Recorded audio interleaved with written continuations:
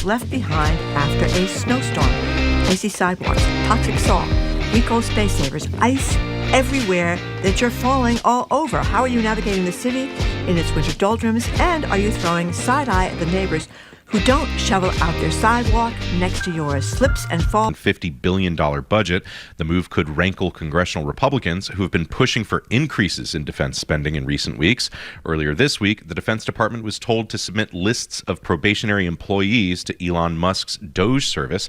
It's part of the wave of firings that's already affected thousands of federal workers. Ryland Barton, NPR News. President Trump is escalating criticism of Ukraine's President Volodymyr Zelensky. Online yesterday, Trump referred to Zelensky as a dictator. This was a day after Trump falsely suggested Ukraine started the war with Russia. That's not true. As NPR's Lexi Shapitl reports, some Senate Republicans are distancing themselves from the president's comments. A group of Republican senators are reiterating their support for Ukraine, including North Carolina's Tom Tillis, who was in Ukraine just days ago to mark the third anniversary of Russia's invasion. He says he's concerned about anything that suggests a moral equivalency between Zelensky and Russian President Vladimir Putin. He's a very bad person, needs to be stopped. He's going to metastasize across Europe if we don't. Democrats, meanwhile, slammed Trump for his comments, saying he's parroting Russian propaganda. Lexi Shapitl, NPR News, The Capitol. Meanwhile, Trump's special U.S. envoy to Russia and Ukraine, Keith Kellogg, has visited Kyiv for talks with Zelensky. However, a joint press conference featuring both of them has been canceled today at the request of the Trump administration. Zelensky's office says he decided not to give a solo press conference. Israel has received the bodies of 4 Israeli hostages who were held captive in Gaza. They include an Israeli woman and her 2 young sons. The 4th body is that of an older man. This comes ahead of Hamas's release of 6 living hostages this Saturday. In exchange, Israel is to free more than 600 Palestinians from Israeli jails.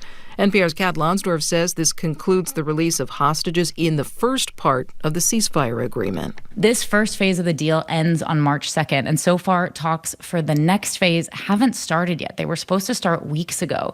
So we're really just waiting to see what happens with that. Meanwhile, there still will be dozens of Israeli hostages in Gaza. NPR's Kat Lonsdorf reporting. You're listening to NPR. And from the GBH Radio Newsroom in Boston, I'm Judy Ewell. More than 30 people got out safely when fire broke out in a multifamily building in East Boston early this morning. Deputy Chief James Green says no injuries were reported as fire crews knocked down the blaze in frigid cold. Deputy Chief says the flames were concentrated in the rear of the 3-story building. The view from the back was completely different from the front. There were every floor was involved. So it was very difficult to access, obviously cold conditions, a lot of people in these buildings, and like I said, the firefighters did a really good job getting in there, making a quick attack. The Red Cross responded to assist displaced residents with finding temporary shelter. The cause of that fire now under investigation. Some cities and towns are issuing citations to homeowners for not clearing sidewalks for safe passage as pedestrians slip and slide on icy walkways. City officials in Somerville say they've received more than 1,700 resident reports about icy sidewalks in the last 8 weeks. That's more than 4 times the amount at this time last year.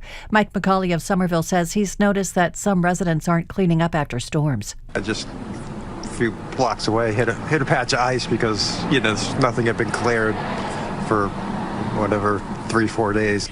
Some hardware stores say they've run out of ice melt as winter cold continues. In sports, the Celtics play the 76ers tonight. Cloudy, cold, highs to 30 this afternoon. More snow overnight, but this storm is staying off the coast for the most part.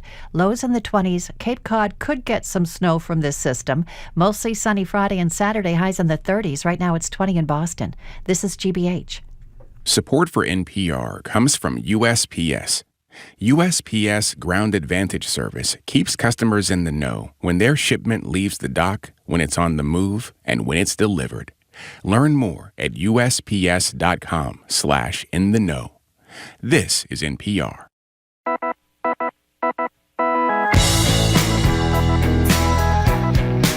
Houston Browdy, I am Marjorie Yeagan, and welcome to Boston Public Radio 89.7 GBH. We are broadcasting from Brighton today, but we are streaming at youtube.com/GBH News. We're going to be back at the Boston Public Library tomorrow with live jazz. It's going to be great. Plus, retired federal judge Nancy Gertner, who can analyze all these lawsuits and backlash involving some of President Trump's initiatives.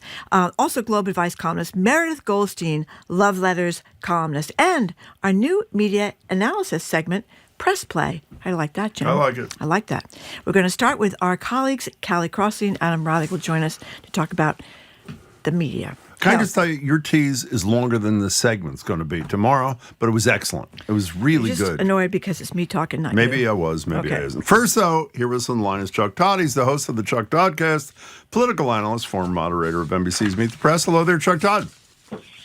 Well, hello there, guys. Well, Chuck Todd, the big news, as everybody knows, is that President Trump is saying that the Ukrainians started the war and not the Russians who invaded Ukraine. Zelensky calling Trump a dictator.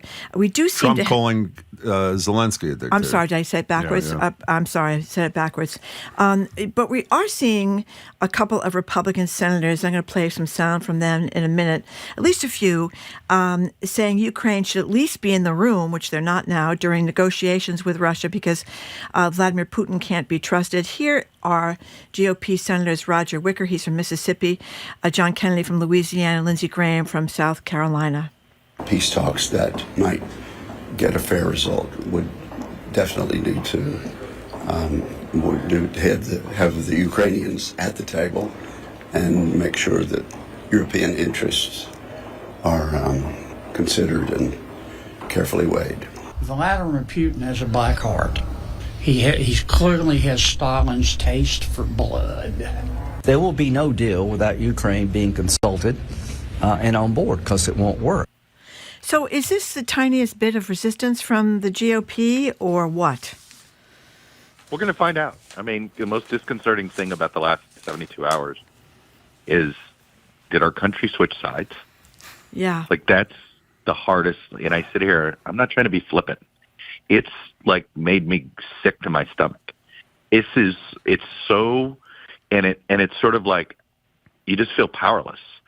And I don't know what these Republican senators, I mean, I'm glad a few of them are speaking out, but this should be a 5-alarm fire. This shouldn't be sort of that's just not a realistic position to hold. Oh, really? Everything Trump does is unrealistic until he does it. Then it somehow becomes realistic. Who would have ever thought until it actually happens, right? I mean, I go back to something a friend of mine said to me very recently. He said, biggest mistake we made in Trump 1.0 was our failure of imagination. Well, here we are, and it was, I had, it's funny. If Trump had lost, I had an intel friend of mine who's in the intel world, counterintelligence, and said among the bigger fears among some in the counterintelligence world was if Trump lost, that Putin was going to go public that he had Trump on his payroll. Whether or not it was true, by the way, in fact, I dealt with this in a what-if scenario with John Brennan on my podcast about 2 months ago. And, Brennan totally ruled it out and just said that isn't how Putin would operate. But the whole point was if Putin really wanted to create division in America, you would basically make the allegation and then sort of watch America destroy itself debating whether it was true or not, right? Well, we don't have that scenario because Trump won. And now all of a sudden you're like, there's really only two things here. Either Trump is afraid of Putin or he is on the payroll. Well, I don't know what option 3 could be here on this and why he's behaving the way he's behaving. I'm so glad. John Brennan, for those that don't recall, former head of the CIA. Juliette Kayyem, one of our regular guests who deals with national security stuff, was on yesterday, and I quoted something Andrew McCabe, former number 2 at the FBI, had said, I don't know, a year or two ago in response to a question on CNN, is it possible that Donald Trump is a Russian asset? And McCabe, without missing a beat, said yes. And following up on what you said about being on the payroll as a possibility, if anybody else other than the President of the United States in a position of power had parroted the words of Vladimir Putin, had excluded Ukraine from the talks, had said that Ukraine started the whole thing when they were invaded, wouldn't you immediately say they're on the Russian payroll? I mean, there's no other explanation. If Viktor Orban had said this, the U.S. official response would be like, well, he's in the Putin sphere, right? If the head of Belarus had said this, you'd say it. It would have been, imagine if Erdogan had said it. If Turkey, you'd be like, oh my God, why is he doing Putin's bidding? We wouldn't say it was true. We would simply say, wow, that leader has decided to do Putin's bidding. And here we are with Trump doing it. Look, the only other option I can think of here is that, sometimes we forget Trump's a very simple person, meaning when he wants he wants revenge on anybody who did him wrong. The first impeachment he blames on Zelensky.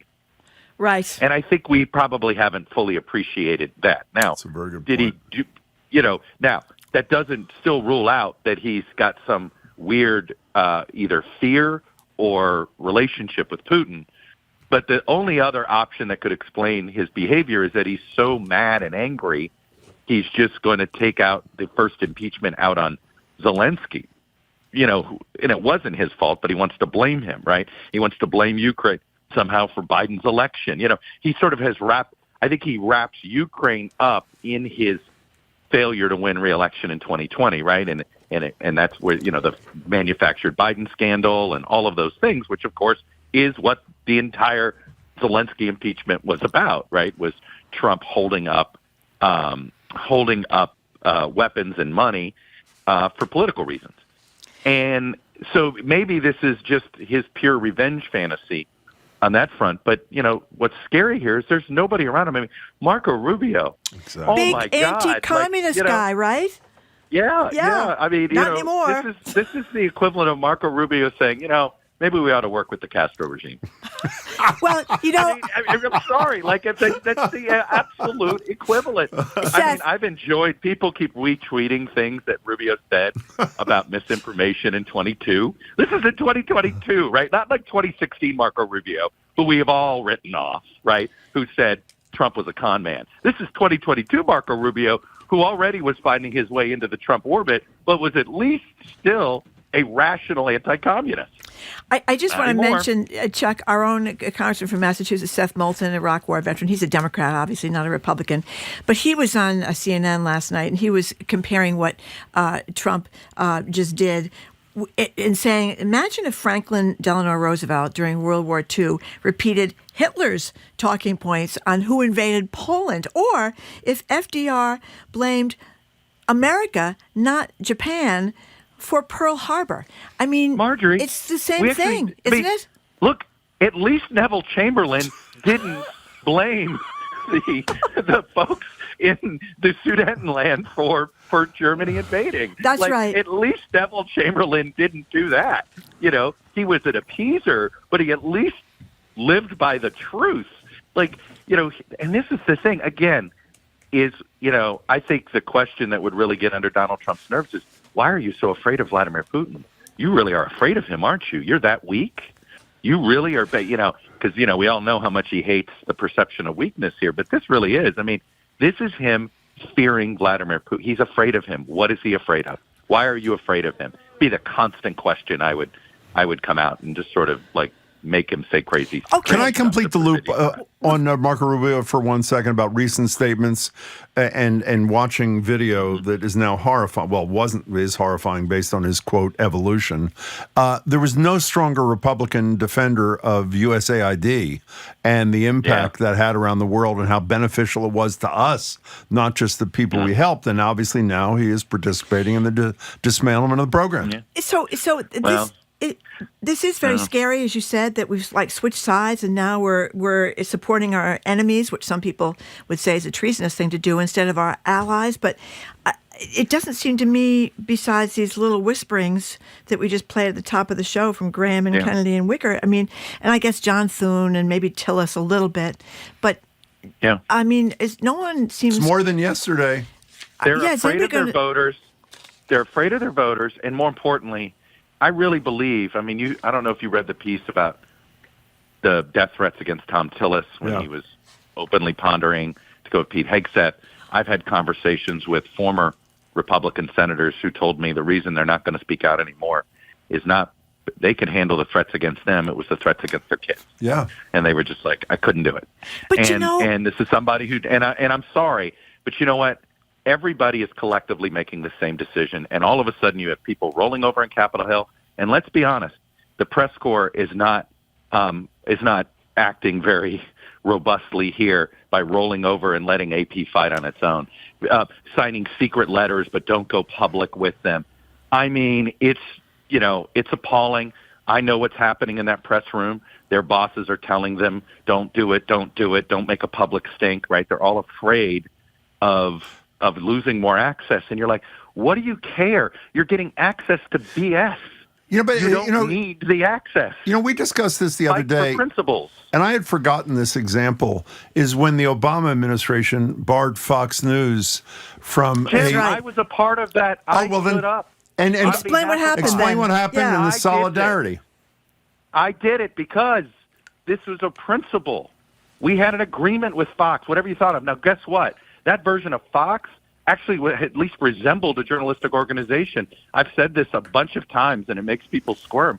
But when Roger Ailes ran Fox, their news division was actually legitimate. Wendell Goler, people like Major Garrett. You had Britt Hume.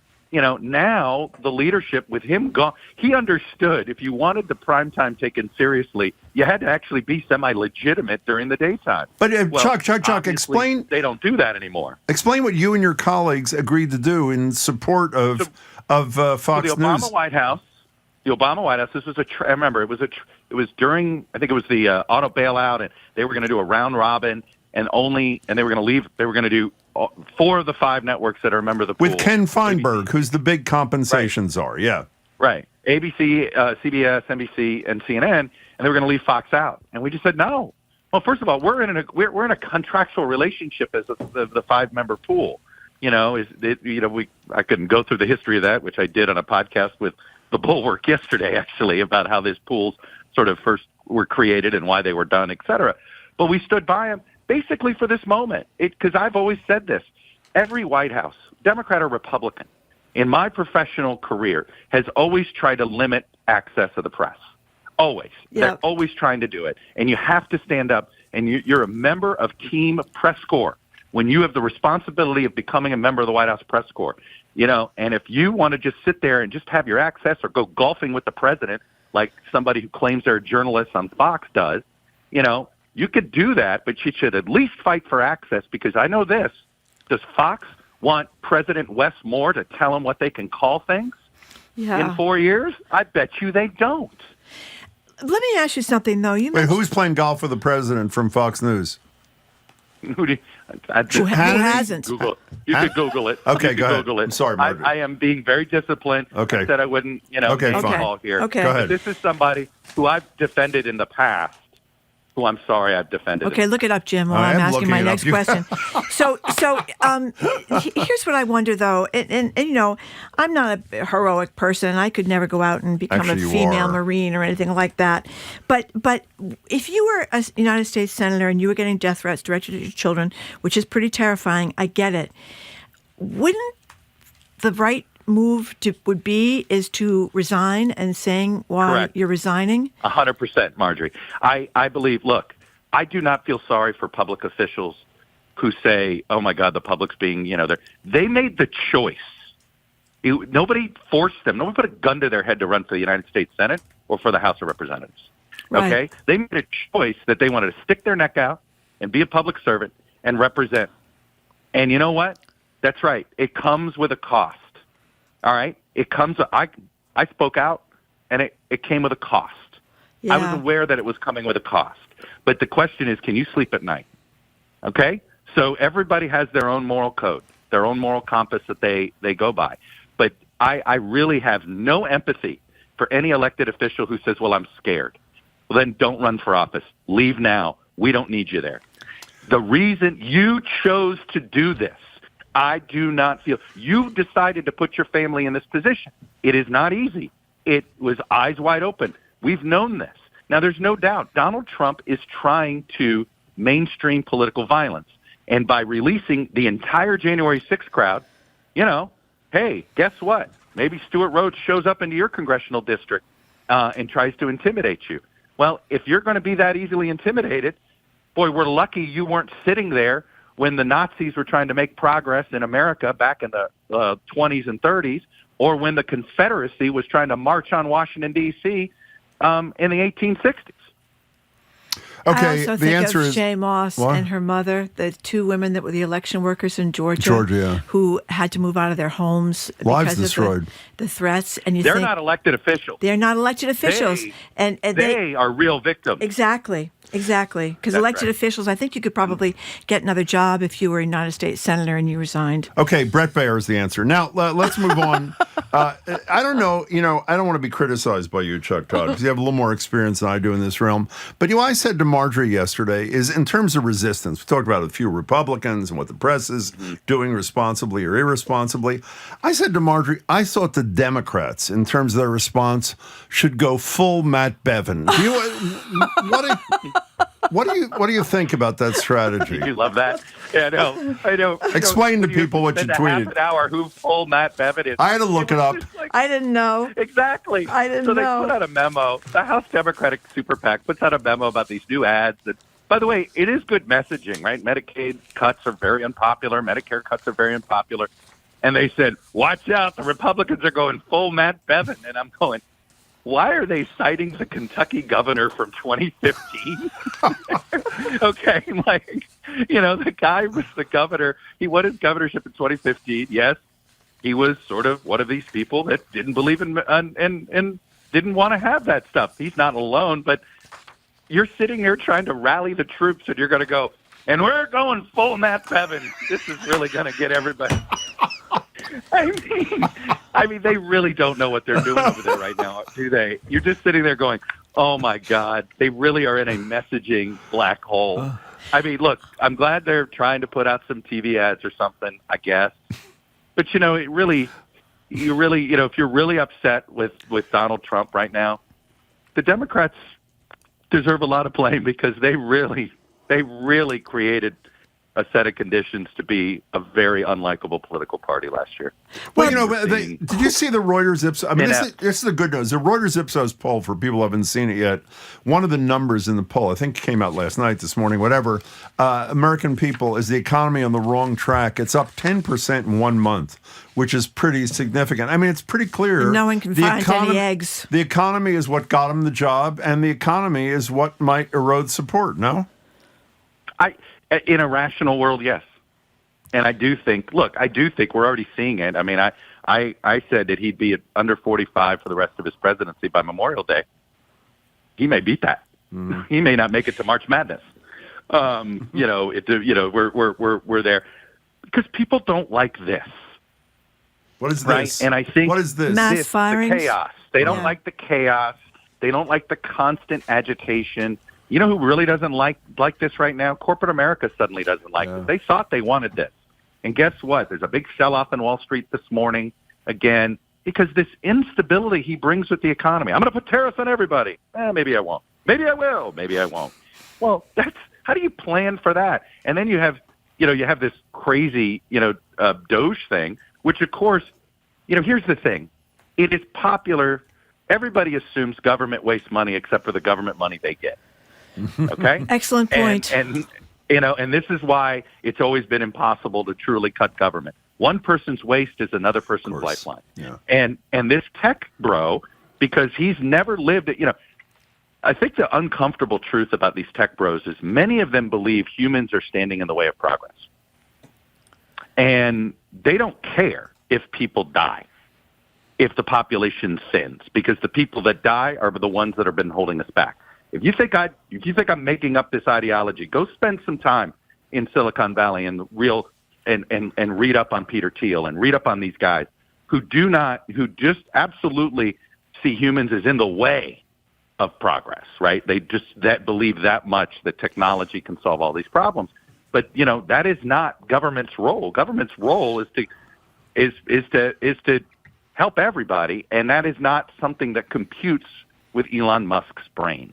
And, oh, by the way, do you know how many lawsuits the federal government's going to lose between now and the next probably 10 years from small businesses who win court cases in civil court because their contract was illegally cut off. Yeah. And not only will they get the money back, they're going to get restitution. And the irony to DOGE is not only will it not save us money, it might actually cost us more money in the long run simply because of how haphazardly they went about this. There might have been good ideas to do, but because they went about it illegally, it's going to end up costing the government more money than it saves. Hey, the last minute here, you said in a rational world, a 10% drop in how you feel about the economy would make a difference. How about turning on your television or your radio or going online and seeing a disabled vet who was willing to give their life for the country, who was proud to be part of the 30% of the federal workforce who are vets, laid off and doesn't know how to feed their kids, pay their health care. That was the Trump voter, right? Yeah, exactly right. And so does that make a difference?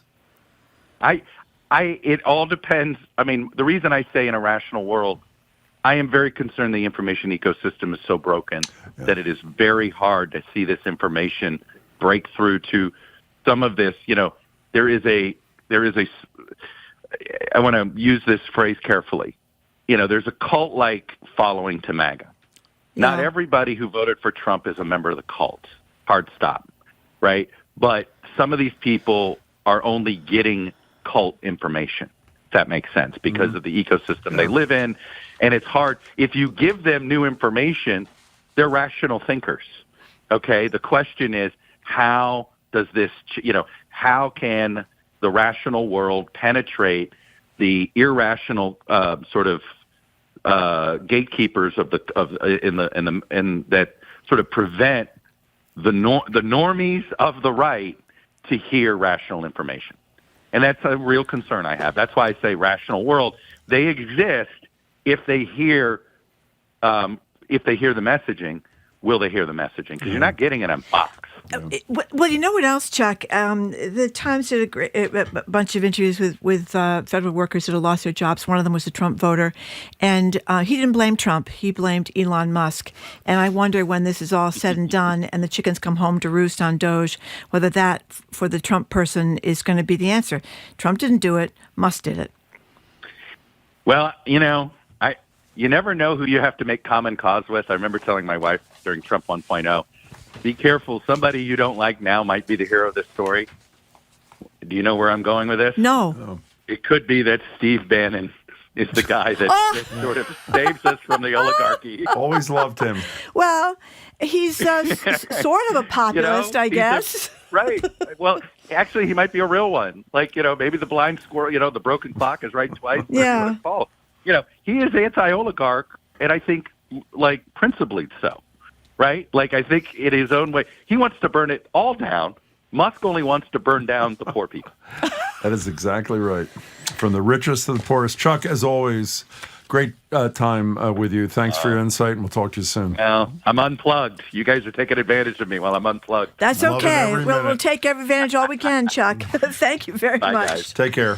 Okay, we have been speaking with political analyst Chuck Todd, host of the Chuck Toddcast, available wherever you get your podcast. Thanks again to Chuck Todd. After a quick break, we're opening the phone and text lines to you at 877-301-8970. We're going to take a Trump break here, come back to Trump after the new news a little bit. But right now, we want to talk to you about how you're surviving in this frozen over hellscape of ice everywhere.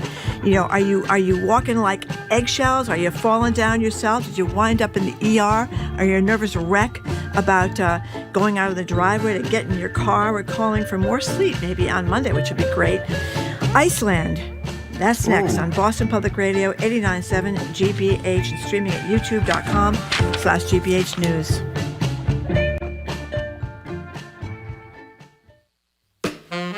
I'm Jared Bowen. Today on The Culture Show, Chelsea Handler. Outrageous and honest in her comedy, she also doesn't hold back in her latest memoir, I'll Have What She's Having. It's a collection of hilarious and introspective essays detailing what it took for her to become the woman she always wanted to be. It might have all started at age 10 when she turned her lemonade stand into a hard lemonade stand. That's on The Culture Show today at 2 on 89.7 GBH. Our programs are made possible thanks to you. And Mass General Brigham Health Plan, ranked number 1 in member satisfaction among commercial health plans in Massachusetts by J.D. Power for the second consecutive year. Details at mgbhp.org/everyday. And Chevalier Theater. Pianist David Foster and trumpeter Chris Bodie are performing together and featuring vocalist Catherine McPhee at the Chevalier Theater Sunday, June 15th. Tickets and information are available at chevaliertheater.com.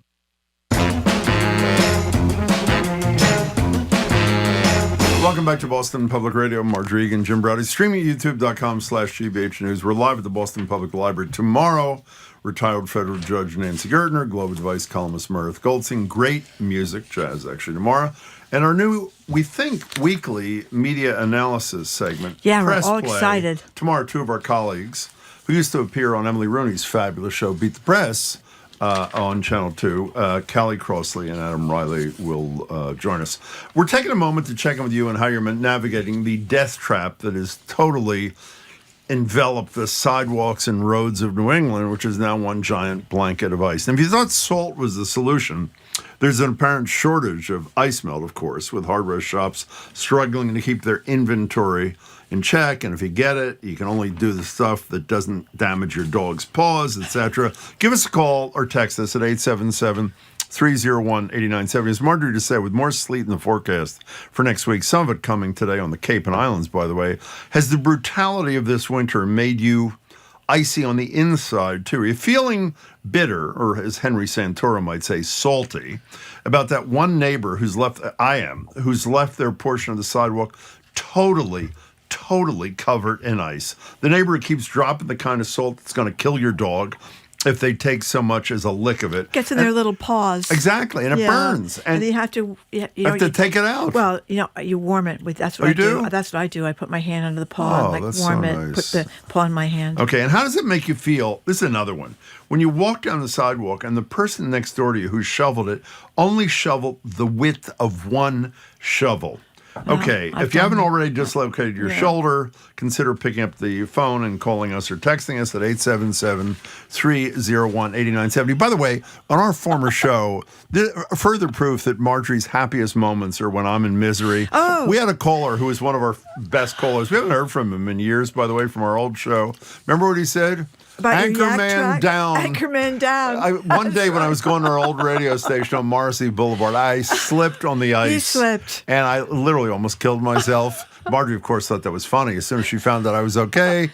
And our caller, remember his name? Steven, called in and said, Anchorman down. That's right. And I was. Listen to this. Donna on the road says, one upside to the ice is that I have perfected my penguin walk imitation. And that is true. You see people walking like penguins down the street. That's how I walk all the time. Absolutely. But you know what the big thing is, too? No. We had this at the library yesterday where on the edge of the sidewalk, the curb is just an ice pack. I have to walk like a half a block down the street to get around it. If you want to get to a meter, now if you have the app on your phone for the meter, then you're all set. You can just do it on the app. Yeah. But if you don't have the app and you're trying to put a credit card or quarters in the meter the old-fashioned way, try to climb up on the ice to get to the meter. You've got to be a gymnast. I told you what to do. You do not have to do that. What do you do, Jim? You text Jamie and ask Jamie to put quarters in the meter. He's happy to do that. That's not very funny. It's not true. And by the way, let me just say one more thing. What? There's a story somewhere. Is it in the Globe? Where the hell is this? That Somerville is ticketing people who are not de-icing their sidewalks. I don't know where that story is. Any city, in the Globe. any city or town that is not ticketing big time people who do not care enough to go de-ice and de-snow their sidewalk. That's a lot should of people. Get tickets. That's a lot of people. But they talk about, I thought you were going to talk about the story in the Globe about emergency rooms full as ice-related injuries increase. Listen to this from Laura in Uxbridge. I wiped out in the parking lot of my daughter's daycare, stepped out of the car and went down like a heap. And it took 3 weeks for her bruise to go away. And she's very happy it happened to her and not her little kid. But the beauty of it happened to a little kid, they probably got their snowsuit on. They're only a foot off the ground. They're going to be in much better shape than the 5'7" mother. How about 6'5" You're in big Anchorman? trouble. By the way, yak incredibly tracks. enough, Wear the yak tracks. I do wear Jim. yak tracks all the time. I You do. Yeah, really? but the problem is if you forget to take them off in your car, you ruin the stuff on the floor of the car. Okay. And if you forget to, not okay. And if you forget to take them off and you come inside and you have a slick floor like we do here at GBH in the lobby, you go down. By the way, our colleagues say, speaking of Anchorman down, they actually captured. This is pretty incredible. They captured the sound of me going down outside our old radio station. Here it is. Okay, fine. That's pathetic. I can't believe they made us do that. That was embarrassing. Jim in Gloucester. How Hi, are Jim. things in Gloucester How by are the you? sea? Well, we got a lot of snow up here. Yeah.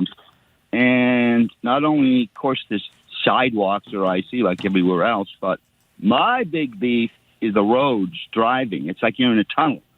They shovel it up, Totally or true. they plow it up. Especially if you're coming off of 128 into the main rotary, which maybe you've seen that, been there. You can't see to your left or your right, or if the cars are coming or not on the roads. It's very dangerous. It's like you're driving in a tunnel with snow up. You're totally 5 right. feet up to your right and 5 to your left, causing many accidents. Okay? I mean, what are we paying our taxes for Christ's sake? It's very obvious that this is a big hazard. But yet they don't do anything about it. Jim, So, I'm sure they're listening, and let's hope they act based upon your plea. Thank you for expressing it. We appreciate it. Poor Pamela. I found my driveway while salting on my face and elbow. Hit my nose, so much blood, very traumatic. She still can't fully raise her arm, and it's been 2 weeks. It's horrible. Yeah. I've seen people fall on my street. I live in a hill. Everybody's flying down Can I the say hill one more thing? And don't ask me on a their name. rear ends. On my street, there is a, how do I do this? I don't identify. There's someone who's very community spirited in his or her speech. They talk a lot about this thing. Which house is the one, do you think, that does not get rid of the ice on the sidewalk outside their house? Those people. Those people. Yeah. I mean, it is indefensible. It's almost Yeah. like shooting your neighbor. Maybe Yeah. that's a bit of an exaggeration, but it's sort of like that. Well, I was saying this before we went on the air. In every neighborhood, there are people that are avid shovelers. I have a gentleman, Sid, who's across the street from me. The moment, and he's an older guy, My daughter is too. The moment the snow starts, he is out there shoveling the snow. And you have to be careful when you're older because people, we know people have died shoveling A lot of heavy people have snow. died, yeah. Yeah. And then there are certain people that just never do it. No. They just never do it. They don't seem to care. And the mailman, think of the poor mail delivery people. We call them mail carriers. Mail carriers. I have a very nice mail carrier, and you feel terrible that they're slipping and sliding. It's amazing. You used to have mail carriers stole all your mail. That's another story. Remember Well, he him? didn't steal it. He What kept did he do? it. He kept it in his house. Well, that's called stealing, And I when believe. he died, It was the all there. lines up to Florida stealing thousands of envelopes. But he didn't did not steal it. He deliver. just- but he did held not. it in his you kept house. wondering, why am I getting notices? I didn't pay my electric bill. Well, that's Yeah, because it was they in were. his house. These were the days we didn't do it online. Do you by the way, you are real. I know you don't like any comment. You're a very athletic person, and you're very. try. You're very. What's the word I'm looking for? Nimble. I move a and lot. So, are you able to walk across the ice? Like, again, when we left the library yesterday, I had to walk practically to Somerville till I could cross the street because it was the first place where there was no ice, and you are bounding across the damn ice mountains. Well, I'm to worried get about to your it. car. I'm worried about falling on the ice too. I don't You want are? to. Yeah, I don't want to fall on the ice. You you don't get wanna hurt fall. falling on the ice. But yoga, Jim, keeps you limber. Yeah. Okay. Fine. Phil and Beverly, thank you Phil for calling. and Beverly. Hello, hey. All my hardware stores are sold out of the rock salt or the pet friendly stuff. So the lady at the hardware store says that this stuff comes from Canada. Of course, Mr. Trump wants to put tariffs on Canadians. That's a good and that point. means this stuff is going to cost us more money. And the Canadians aren't going to send us any rock salt because they don't like us now. That's right. Boy, that is brilliant. One other thing is, I have pathways for my dog in the backyard to get around, but I found that if you use a garden rake and you skim off some of the ice crust onto the pathway, it forms granules that become something you can actually walk on safely. But use a garden rake and skim off the ice off the top of the snow, and you'll get something to walk on. Phil, that was an excellent call. that is a lot. Covered a lot of good stuff. I remember when I had my little dog, Harry the P, best dog from C to C. He was small, but small. what he would do when we had those big ice storms, he'd walk on top of the snowdrifts, to go to the John, and sometimes he'd just all of a sudden disappear in the drift. That's great. I had to scoop them out. Can I read a couple of texts? Yes. Here's anonymous. I don't know why people send anonymous. The figure skating coach here. If you must walk on the ice, bend your knees as much as possible. Lower your center of gravity and walk on the balls of your feet. That's what Big Balls does, by the way. On the balls of your feet, leaning slightly forward. That will help. Now, here's an excellent question that I can't answer. Maybe you can. Jim, even though it's directed to me, anonymous texter. Why ticket people for not shoveling? Oh, because I said you should ticket them. For not shoveling sidewalks while the town plows all the car roads for free. Why shouldn't the town do the sidewalks as well? What's the answer to that question? I don't know. That is an excellent question. Thank you. And Ken from Worcester said, Trump once said he could shoot someone in the middle of an ice-covered sidewalk and he wouldn't lose any voters. That is a very good point. Speaking of Trump, a texter says, did you see the story about the neighbor who plowed everyone's sidewalk except one house that had a Trump flag outside? That's hard. We're not endorsing that behavior. We are not. We were laughing at it, but we're not. Mary in Salem, you're next on Boston Public Radio. Thank you for calling. Hi. Hi. Hi. Jim and Marjorie, love your show. Thank you. Anyway, I'm a walker, and I love to walk outside, get my steps in, but I've been afraid that I would walk and fall because the ice is terrible. So I work at the YMCA, and I figured, well, I'll just go on the treadmill. So I got on the treadmill and fell off. No. Oh, Mary. I hope you're okay. How are you, Mary? I'm fine. And one other thing, the ice has not stopped my wonderful group of friends. We're called the Salem Selkies, and we go and jump in the water every Saturday morning. Jesus. Let me tell you, you're an idol, my idol.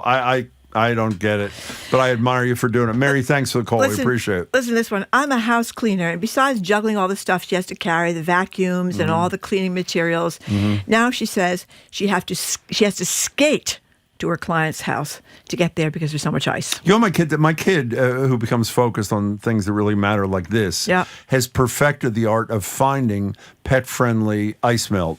For affordable rates when it's sold out almost. My other kid who lives near Albany, she says it is totally sold out at every hardware store and supermarket within miles and miles and miles. You know what she had to do yesterday? What? And I live in a neighborhood with a lot of friendly people. She had to move the 2 containers of ice melt into the house. And why is that, Marjorie Egan? People were stealing our ice melt. In the People's Republic of Cambridge? I mean, can I tell you something? How low can people go when it comes to stealing pet-friendly ice melt? I mean, they're just intolerable. That's pretty bad. Maybe they have a poor little dog and they just need a small By the way, for if their people little don't backyard. have a dog, I didn't know until my kids had dogs because I never had a dog. That you needed to get it. Not only that you need to get it, it really is horrible. It burns the hell out of their pads or whatever you call it. They pick up their little leg with their paw, and then you have to. But like I said, if you warm it with your hand, you have to take your glove off and warm it with your hand. That helps. And even the snow can sometimes really irritate. You want to take a break and then continue this? We'll take a break. I'm really worked up about this ice situation, though, Jim. It's really. By the way, they just gave us the photograph. Ordeal. Was this what Mary was talking about? The Salem Selkies a minute ago. They're adorable. They are totally adorable in their bathing suits in the freezing cold. This is in the Salem News if you want to check them out. We're talking about how you are surviving, navigating your neighborhood, navigating your town or city in this icy death trap we're all living in right now. You're listening to Boston Public Radio, 89.7 GBH, streaming at youtube.com/GBH News.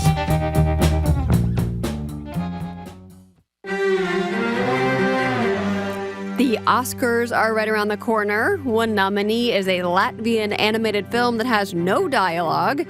The main character is a cat, but it tells a very human story. It's a journey that is all about dealing with fear, and of course this sense of the unknown, that this next big wave could come any time. That's next time on The World.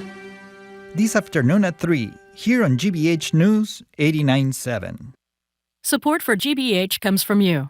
And the Office of the Massachusetts State Treasurer. The Unclaimed Property Division is holding unclaimed funds from medical bills, uncashed paychecks, savings accounts, and more.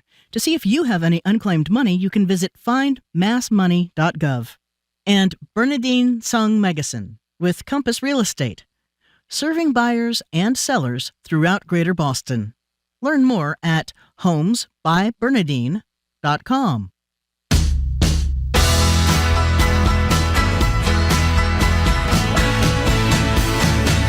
Welcome back to Boston Public Radio. Jim Browdy and Marjorie, and we're streaming youtube.com/GBH News. Back at the library tomorrow, former federal judge Nancy Gertner, Globe Advice columnist Meredith Goldstein, great jazz, and a new segment that we hope is going to become a regular, a media analysis segment called Press Play with Kelly Crosley tomorrow and Adam Riley. A couple of great texts. Lucy from Worcester, I slipped on the ice. I shouldn't laugh, but she sent it.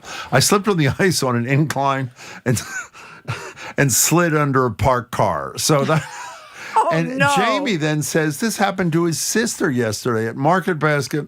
And listen to Brian from Brighton and Paxton. There's a place in the next town that is selling a bag of rock salt for 2 eggs. 2 eggs. I still can't find I don't know if any that's eggs. true or not. Well, I can't tell you, but I found a place. I'm not. Oh, yeah? I'm not. No. Why not? Because I want to be able to buy eggs. Go find your own Thanks a eggs. lot. No, seriously. We're And on by the the way, a hunt. couple of months without eggs, you'll be fine. Okay. Well, yeah. Well, a lot of people love eggs on a Sunday morning, or they like put eggs in their baking, Jim. They do. Let's go to Jolita in Arlington. Hi. Hey there. Good morning, friends. And here we are, Hi. all in this glacial misery. We are. As New Englanders, we're surviving, and I am laughing and crying with the stories, the people calling in. That's horrible. But my story is not nearly as bad, but my garage door has been frozen for 4 days. Oh, no. So, no. Look, it's nothing. I'm retired, but still 4 days without my car. So what's happening? I got my taxes, my papers are all spread out on my dining room table, 4 bags ready for Goodwill, and I'm about to work on my refrigerator. So for me, it works. But my heart's with all these other people really taking falls and driving. Stay safe, folks, and thank you for helping me see the brighter side of things. Oh, that's very nice. Thank you. very That was much. very lovely. It was You know, we're lovely. getting our usual texts about how cold it is outside, climate, global warming. I can't even do this Just anymore. people should know it's about extremes. It should never have been called It global was a warming. mistake. Climate change Yeah, is what climate it is. change. The climate is changing. Last year was the hottest year ever recorded. The year before that was the hottest year before last year. So it's getting warmer every year. Can I ask a favor of the person who sent, and I asked this with great sincerity, who just sent the global warming thing? Uh-huh. Are you trolling us, or do you actually believe what you just I just can't believe that in early 2025 people still don't get it. I mean, I just No, you would think that the last 2 hurricanes and the wildfires in Los Angeles being devastated, but Okay. I think a lot of people are in denial. Well, God, the Republican Party's denying it.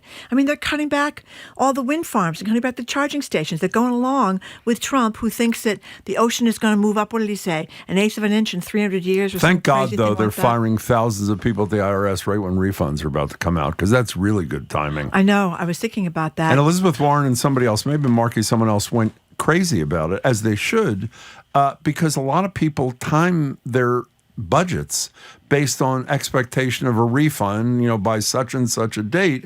So it's savage, like all this other crap. David in Lexington, welcome to the show. We're talking about ICE. Hi.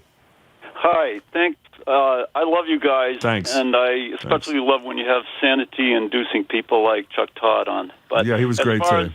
As far as the ice goes, I got this pair of ice traction slip-ons, which are like these little studded tires on your boots. Yeah, I have tons of They those. just those make all the difference, don't they? What brand do you have? Do you have Yak Tracks, or what do you have? I tried to look just now. I don't know. I don't see the brand printed on the thing, but Well, can we talk? This is a serious thing. I'm really glad you said this. I do have problems on ice. I have 3 different pairs of Yak Tracks. They cost like $30. You can get them almost anywhere at athletic stores, that sort of thing. And whether they have the cleats, like David said, or whatever they do, it makes it really, really, really much easier. They slip on and slip off your shoe or your sneakers or boots easily, and they're great. David, I'm really thankful you mentioned those, and people should go get them. They're relatively affordable, and they work spectacularly well. Do you have them? Yak Tracks? Yeah. No, I What don't. You don't? Why not? I don't know. Okay. I have boots. Yeah. Yeah, and the boots are I was rubber. either going to give you for your birthday an Eton emergency crank radio or Yak Tracks, but you only have 5 or 6 Eton emergency That's right. crank radios. Didn't people used to put sand a lot on the ice too? That you can still You do can that. do sand, yeah. So that's an alternative. This is a question, I think. Who's this from? Jamie? Who asked the question? Is it Zoe? Whatever.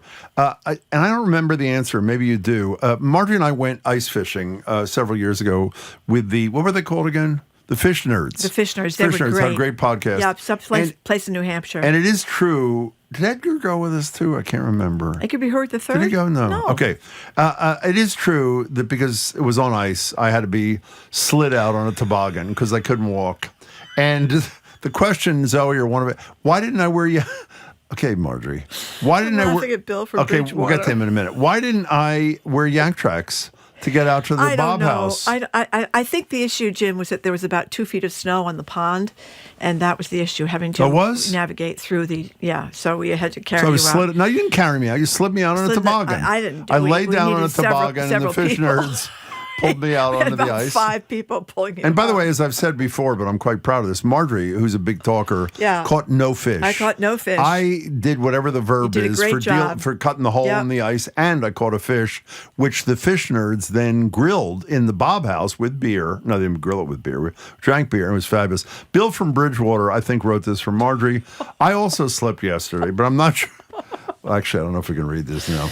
Yeah, Well, maybe- sure we maybe can. too Well, naughty. whatever. I mean, but I'm not sure. It's because of the DOGE guy. I'm not sure if it was because of the ice. Am I going to get in trouble? I don't think so. Or because of my big balls. Well, whatever. Marjorie made me read that. That is the if name, that violates as any people rules. may know, of the 19-year-old From from Northeastern Northeastern. who has all your tax information right about now. So And he just I don't want to speak ill of deleted him. your mother's Social Security I'm a account. little worried that I won't be getting any refund this year, or I'll be paying a lot of money this year. Anyway, In all seriousness, I asked this of Chuck. Are people whose refund is delayed a month because they fired, I think it was 5,000 people at the IRS, right in the middle of I don't refund know. season? Are they going to be upset, or are they going to say it's Elon Musk's fault, or it's a lie, it's but you made up? do What are they going wonder to say? about the interactions you have with the federal government. I had to call the pension guarantee place. That's the Yeah. federal government that takes care of pensions for people whose companies went bankrupt. Why? Because the Herald screwed you, or what? The Herald is now in the government Oh, it program, is? and so Oh, I I wanted to didn't know find out that. about getting my pension, and they were great. They were? great. They answered the phone. They When was answered this? took my questions. This is about a month ago. Oh, well, they so weren't I'm really, fired a month ago. Exactly. It's a month anniversary I'm really today, by the way. worried about a lot of people whose companies went bankrupt. Remember Polaroid and all those companies? Of course they do. The problem is you don't get what you were supposed to get. You get a pittance compared to what you're supposed to get, but at least you get something. But I'm worried about that. April. Wait, before we do April, Judith is singing my song. Judith in Framingham, because this has happened to me a few times. Judith writes, I slipped and fell on a Cambridge sidewalk a number of years ago. Did I make sure I wasn't hurt? No. I first made sure no one had seen me slip and fall. When I saw no one was around, I felt much better. It's exactly how I feel whenever I go down. April, Well, that's true. It is embarrassing. Is that April May? Is that your name in Webster? Did I get that right? Yes, that's right. That's my first name. Oh, hi. Welcome. Hello. Of all the topics that you guys have covered over the years that I've been listening to you, this is the one that made me call in. Why?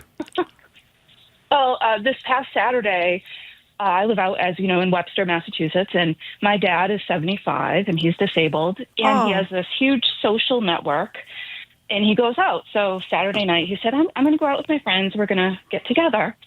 And he slipped on some ice that was covered by that little bit of snow. And even with a cane, even with good boots on, he fell down. He broke his hip. Oh, Joan. Yeah. April, Yeah. May, too. Oh, it's April. Sorry. April, May. You can call me Joan Marjorie. Close no, I'm enough. sorry. I was looking at the wrong thing. Okay, Joan's her friend. Go ahead. So what happened? He broke his hip, and the ambulance could not take him to the hospital that we requested. He had to, because of the weather, they had to take him to the closest place. And it worked out well. So they were great, got wonderful care, and then had to be transferred to the hospital in Hartford Hospital, for his surgery because of his underlying conditions. They needed to have a better team to do the surgery there. So then we had to travel, through the back roads from where I live into Hartford. So And I have to say, I'm very grateful about the snow removal that I've seen in Massachusetts, because Hartford is terrible. I had to climb over huge icy snowbanks to be able to get into the entrances for the hospital as I've been visiting him. How is your father? So, how is he? He's doing great. He's ahead of where they thought he would be, and he's expected to make a full recovery and come home in about a week. Tell him we're thinking of him. April May, great name, great story. Thank you so much for sharing it with us. That is a horrible. That's why, by the way, it's that kind of story that gets me as angry at neighbors who don't have it in them. Then don't own a house, or don't own a small business if you can't show decency to your neighbors who may have trouble walking across the ice or whatever there. Well, here's someone who said, Eric from Lynn says, I'm shamefaced. I have a counter lock, cleaned one side before I ran out of sidewalk salt, so people have a 1 in 2 chance of experiencing me as a great or terrible neighbor. Boy, that's pretty horrible. So he tried, but he ran out. I get that. Somebody else said that, where's this? Oh, Judy in Danvers says fireplace or wood stove ash makes a great ice melt.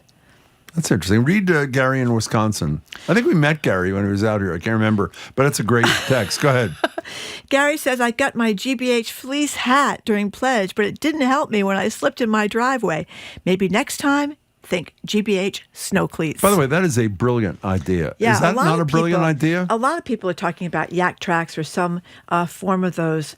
Like you used to have snow tires. Remember the chains when you were a little kid? I do, of course, on their tires. Some people still have snow tires. Those chains. Yeah, some chains? Do. Chains, yeah, some. But then the problem is I don't even know why do you have chains?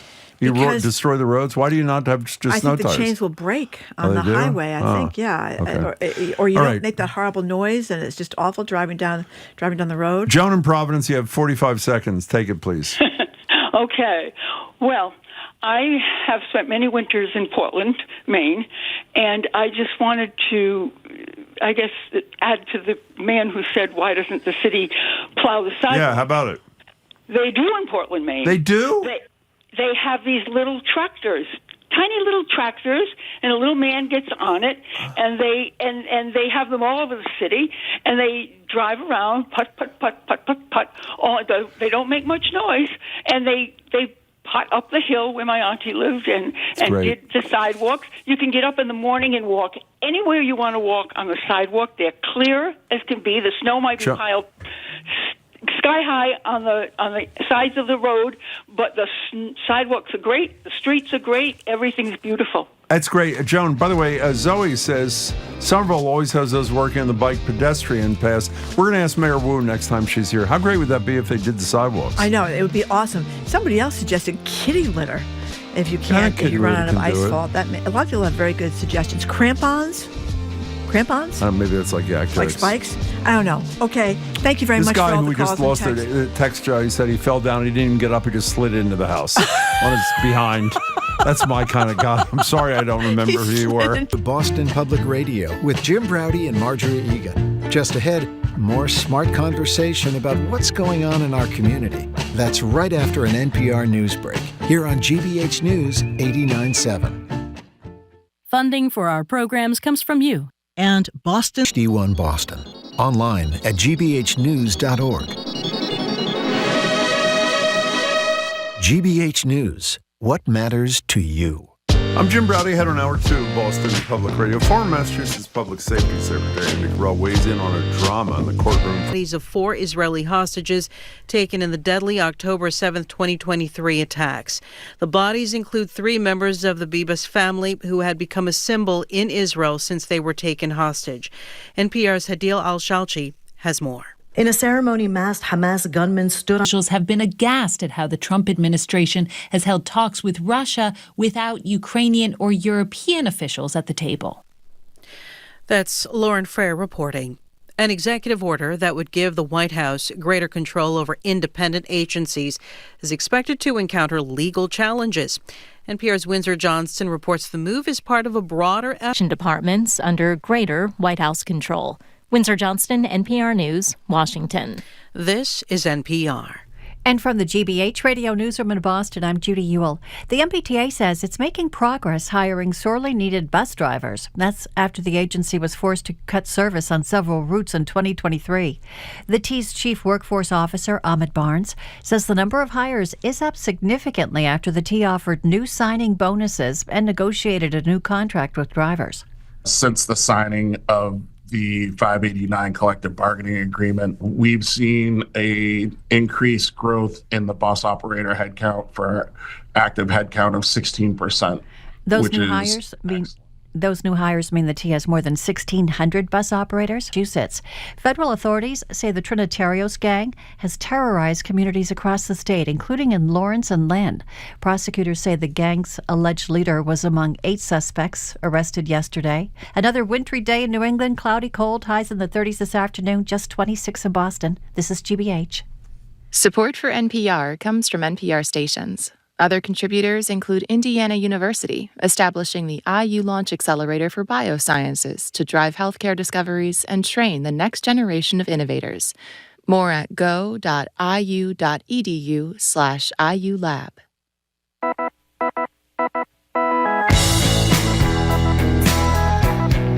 He's Jim Browdy. I am Marjorie Egan. Welcome to hour number 2 of Boston Public Radio, streaming at youtube.com/GBH News. We're going to be back at the Boston Public Library tomorrow with retired federal judge Nancy Gertner, Globe Advice columnist, Love Letters columnist Meredith Goldstein, and our new media analyst segment, Press Play, with a couple of our colleagues here, Callie Crossy and Adam Riley. Hello again, Jim. And live jazz music. And let me just give you a heads up. In about 30 minutes or maybe a little less, we're going to be joined by Rick Steves to talk about his spectacular new book. Yeah. It's called The Hippie Trail. And essentially, it's his journals from 40 plus years ago when he took this incredible trip with a good friend for 8 weeks, and it's the book's spectacular. And so again, Rick Steves with us at the bottom of the hour. Here now, though, via Zoom, is former Suffolk County Sheriff, former Massachusetts Secretary of Public Safety, and noted hater of eggs. That's Andrea Cabral, which is good timing, I should say. Yeah, good time. Andrea, good to see you. Hi. I knew eventually it would pay off. So, Andrea Cabral, the Karen Reed trial has been, caused a lot of excitement around here. People parading in pink and defend Karen and all these signs outside the courthouse down in Dedham. Well, now, prosecutors, the new trial is scheduled for April, I believe. Now, prosecutors in the case have accused her attorneys of coordinating improperly with these expert witnesses that come in and testify about medical injuries and stuff, billing her team for $23,000, though the jury did not know that. So how big of a deal is this? Well, it is actually a pretty big deal. Judge Canoni strikes me as, I knew her when she was a public defender. Oh. I've never been before her as a judge, but strikes me as a fairly circumspect judge. For her to sort of abruptly end a hearing and to comment from the bench that the information she received gave her grave concern, I think is very, very significant. And so just so that people understand why this makes a difference. Whether or not a witness has an interest in a case is a key thing for a jury to know about. So when police officers testify, jurors understand that they are testifying usually about a case that they've helped build. So they can assess the officer's credibility, but they certainly always know that that is a prosecution witness. Experts are paid for routinely by either one side or the other, prosecution or defense, but the jury is entitled to know who is paying them to testify, who it is they've been taught, which side they've been speaking with, and sort of coordinating with. If you hire someone as an expert, you are coordinating either the prosecution or the defense with them. In this case, people may remember that the federal government, the U.S. Attorney's Office, had gotten involved in looking at the prosecution of the Karen Reed case. No criminal charges came of it, but they had hired this particular firm, ARCCA, to look at the accident reconstruction. The defense apparently, at least according to the prosecution's memo, also hired ARCA, except that ARCA was presented to the jury as an independent witness hired by a third party that went unnamed because they didn't let the jury know that the U.S. Attorney's Office had been involved. And according to Hank Brennan's motion for the prosecution, there are not only emails indicating a coordination and a solicitation of an engagement letter, but actual talk of a bill for $23,000 supposedly sent to the defense and questions prepared by ARCA for the defense to ask at trial. That's significant. You know, if this is true, and the judge has not ruled yet, I haven't practiced in a courtroom in 30 some years, but I've never heard anything like this in my life. And again, if it's true, we don't know yet. There are allegations, obviously, as you say, by the prosecutors. I assume the lawyer is at minimum barred from representing Karen Reed. And maybe barred from the practice of law. I mean, this is really serious stuff, if true. Am I right about that? I think it's very serious, and I think she's going to be very careful about how she approaches it, but I am quite certain that there will be a hearing on it, that witnesses will be called, the ARCA people, I would think, in particular. Isn't there, by the way, didn't you leave out in your summary, wasn't there a memo from the ARCA people to the defense attorney with notes on the side about something that you may want to ask us? I mean, there was clear, again, unless it's all... That's the preparation that I referenced. I'm sorry. Okay. Questions to ask. And I'm not sure whether it was the ARCA witness or it was Alan Jackson that responded to the court that ARCA was not being paid by the defense. Jackson is one of the defense lawyers, Yeah. And so, that's not necessarily, if it was a witness that responded that way, and that isn't true, there's a potential perjury issue, in which case, if that witness were called at a hearing to testify, they would probably take the fifth. I don't think the attorney was under oath at the time, but you also cannot make misrepresentations to the court. So that's what I think, the challenge before Judge Canoni is to hold this hearing, allow the defense to respond first in writing to the prosecution's motion, and then I assume hold a hearing that'll involve witness testimony. May I ask a question? I'm a little confused. We all see expert witnesses in trials. Often they're medical people that talk about the injuries. But I assumed that they're certainly getting their airfare and their hotels paid, and maybe they get a fee. And you disclose that. The problem is, exactly, that's what I was getting to. The problem is not that they were paid, but that they didn't disclose that they were paid. That's the issue. Exactly. And if you remember, a couple of weeks ago, it's either in late January, maybe early February, but I think it was in January, Karen Reed's attorneys asked for the Commonwealth to reimburse them $12,000 for one of their experts because the videotape they had hired the expert to look at turned out to not be usable, but they had paid for that. And so they've previously sought reimbursement for the payment of an expert, something that I'm sure is on Judge Canoni's mind, that they made that motion while possibly not disclosing that they had paid for these experts. And I think that's one of the things she's going to be looking at. And by the way, this is not the lawyers in this case are not small-time, hack lawyers from... They're big deal lawyers. No, not at all. I literally, I don't mean to be more hyperbolic than I usually am. I've never heard of anything like this. I mean, when I said a minute ago they could be barred from the trial or maybe even worse, you didn't respond. I mean, the sanction for this, if it's true, could be severe. Am I exaggerating? Yes. I mean, if this is true, then the judge would probably make a referral to the Board of Bar Overseers.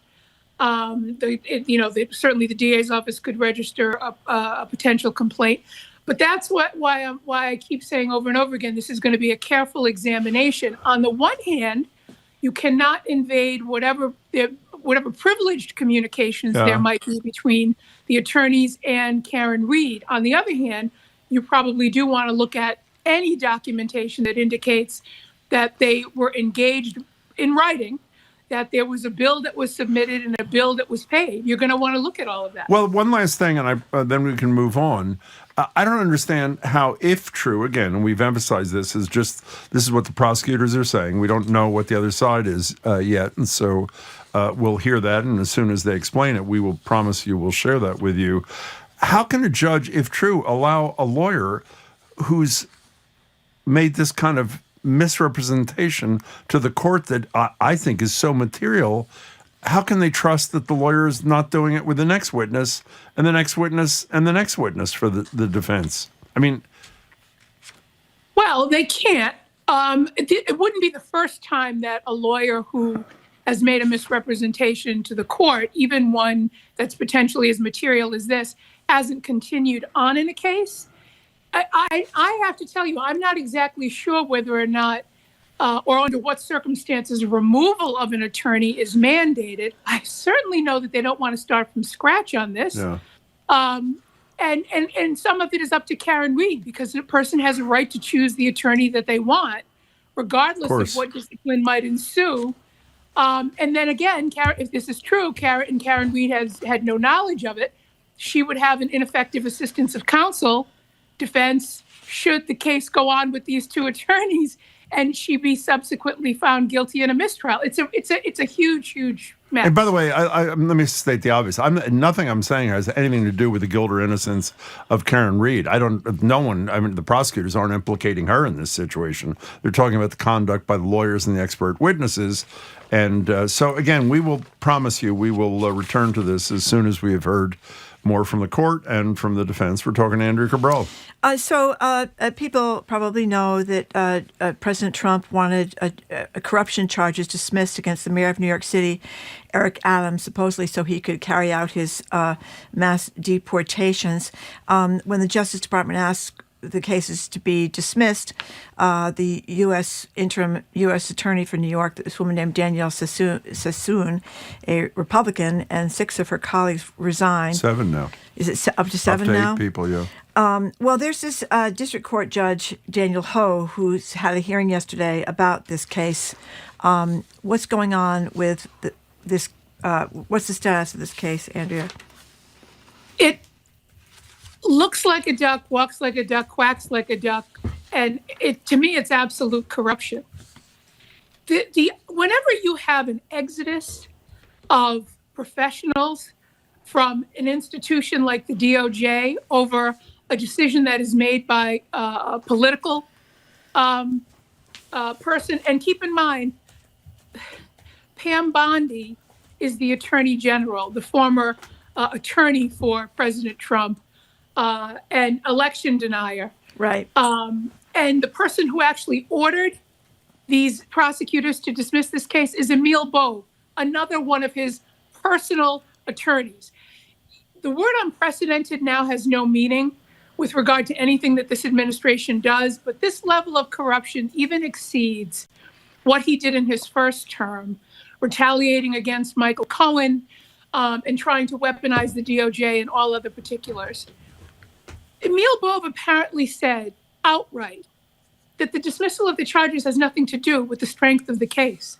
It has to do with whether or not Eric Adams will go along to get along, a clear quid pro quo, go along to get along and help the Trump administration with this, sort of apocalyptic deportation they have in mind. And Dale Ho, who is the judge in this, is also when he was an attorney at the ACLU, he went up against the Trump administration and battled them against some of the other unsavory things that they were trying to do at the time. He's the one that actually has this case, and to his enormous credit, he is demanding that they come before him and explain to them why this case should be dismissed, and that's the only way to get this on the record. But the thing you're complimenting the judge, and maybe you should. I believe he said I don't have much latitude, which I don't understand at all, because in the memo that Beauvais, the former lawyer for Trump, sent to directing Sassoon to drop the former U.S. attorney for the Southern District of Newark, Beauvais states that the reason was not based on the evidence or law. Instead, he says something like it interferes with Adams' ability to cooperate with the immigration stuff, and he argues any trial would come too close to the election, interfere in his electoral efforts. It seems to me, and we'll not only ask you, we'll ask former federal judge Nancy Gerdner tomorrow, if the guy in the Justice Department who is directing the U.S. attorney in the region to drop a case says this is not based on evidence or law, it seems to me the judge has the ability to say, well, if there is an indictment, which there is, and the motion to dismiss it is not based on a lack of evidence or law, then I deny the damn motion. I don't understand why everybody's saying he has so little power to act here. Well, you're absolutely right. I mean, a judge can deny a motion to dismiss, and then what the DA's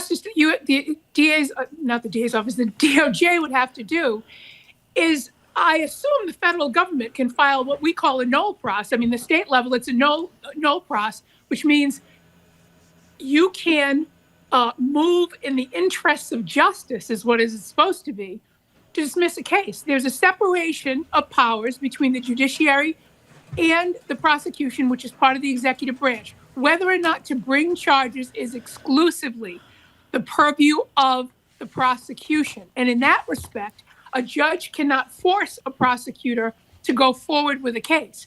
A judge, to your point, can refuse to dismiss an indictment, leaving the prosecution to nolle pros it or say we refuse to go forward. But when they do that, they have to say why. And generally speaking, the reason why is that is in the interest of justice. I think what Judge Ho is planning to do is to explore whether or not this is being done for a corrupt purpose. A corrupt purpose is usually the exception to all of the other rules that give exclusivity of discretion to one branch or the other. If you're doing something for a corrupt purpose, then it is almost demanded that the courts become involved and step in. Can I say one more thing that we only mentioned in passing the other day without giving people a headache? The directive from Beauvais, former Trump lawyer, now in the Justice Department, to Sassoon, the now resigned conservative U.S. attorney in the Southern District of New York, said this should be without prejudice, which means in English we could file charges against him again. And when you pair that with the fact that he appeared on some television show, this is Mayor Adams, with that Homan character, the border czar, where the border czar, and they're both laughing, ha, ha, ha. If he isn't cooperating, I'll be in his office and be right up his butt, he says on television. It's clear that the reason it's without prejudice is to say to Adams, you do everything Trump's people tell you to do, our little pawn, and if you don't, then we're going to bring the charges against you again. I mean, isn't that totally obvious to everybody? Oh, if we weren't living in the bizarro world, Eric Adams could have a case for extortion against the DOJ. That's a very good. So who would bring that, right? Who would bring that case when it is the very DOJ that Trump has now utterly and absolutely corrupted? Who brings that case against the federal government? And so, if anybody thinks that that Trump and this administration is not pushing to every limit and every extreme, every norm, every standard, every principle, every ounce of decency that ever existed in the system, you're just not paying attention. This 5-alarm fire is happening right now in front of everybody. And it really remains to be seen why the pushback isn't like you would have for a 5-alarm fire. Okay, we're going to get to the pushback, if possible, about another judge from a different area. But I just wanted to ask you, we talked with Chuck Todd about Republican senators being afraid because of death threats toward them or their children to go up against Donald Trump. These judges have got to be in the exact same position as the senators, which I'm not casting aspersions on anybody's ability to do the right thing. But it's worth pointing out that if the senators are so afraid, then the judges have got to be facing the same thing. Yeah, and let me repeat what Chuck Todd said. If you can't take the heat, you knew it when you took the nomination. Right. Then step down. Well, I'm not. I wouldn't have. Absolutely right. Okay, so let's get to Judge. No, can we just skip her if you don't mind and do a local thing? We'll go, fine. Is that okay? Local thing. I just want to, I want to ask, the Globe had a story. Is that okay with you, Marjorie, if we skip that? And just Sure. Okay. I just want to mention Michael Cox, who is the police commissioner, made a pretty strong statement about how important diversity is in the police force. They're going to stick to it and that sort of thing, and obviously bucking the trend of a number of institutions and people.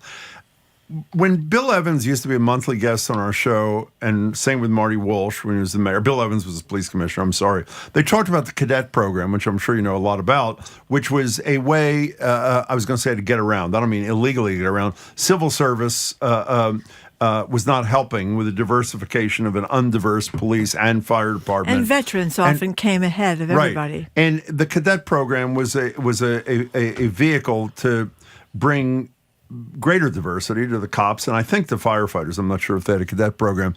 Isn't that at great risk under a Trump administration? I mean, Mayor Wu said to us, she's changing nothing, she's doing nothing in the face of these threats, but funding for jurisdictions that have programs like the cadet program could be jeopardized, no? Well, I certainly think the federal government is going to use the prospect of withholding funding as a bludgeon. In the same way that they bully everybody all the time, they'll use that as a bludgeon to try to get people to comply. I think what the commissioner and bravo to him and to Mayor Wu, what the commissioner was saying is, this is important, and essentially we'll find a way. He said I don't think that it's going to make a difference. Mm-hmm. And I think implicit in saying that he doesn't think it's going to make a difference is pushing back matters. Pushing back on the federal government, which says you're just not going to get this funding.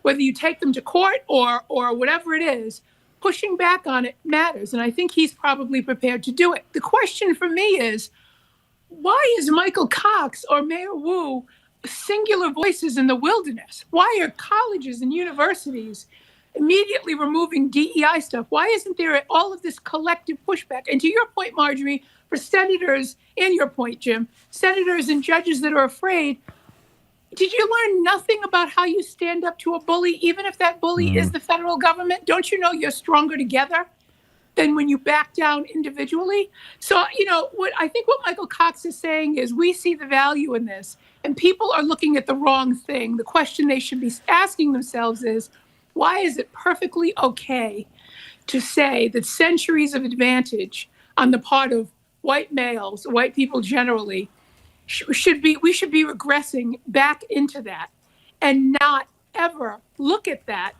as a means of extending the equal opportunity that the Constitution promises everyone? We ask all the wrong questions on this stuff.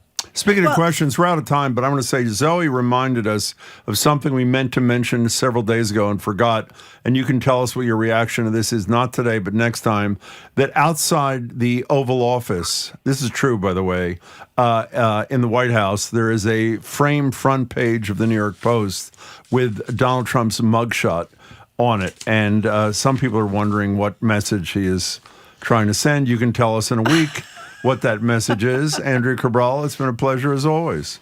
All right, I'll see you both next week. You will. Thanks so much. Thank you, Andrea Cabral. We much appreciate it. We've been speaking with former Suffolk County Sheriff Andrea Cabral, who also used to run the Massachusetts Public Safety Department around here. She joins us every week. After a quick break, PBS legendary European travel guru Rick Steve joins. He's next on Boston Public Radio about his best-selling memoir, On the Hippie Trail.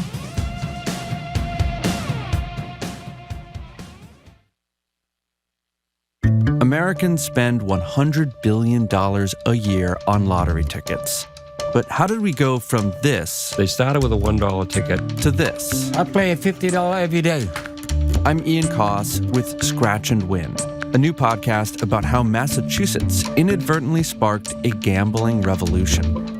It's a story of money, power, crime, and the humble scratch ticket. Listen to Scratch and Win wherever you get your podcasts. Our programs are made possible thanks to you. And Boston Children's Museum, featuring Daniel Tiger's Neighborhood, a horrific exhibit opened during February school vacation week. Daniel and friends help young children navigate their world. Tickets at bostonchildrensmuseum.org/Daniel Tiger. And Bernadine Sung Megason, with Compass Real Estate, serving buyers and sellers throughout Greater Boston. Learn more at homesbybernadine.com.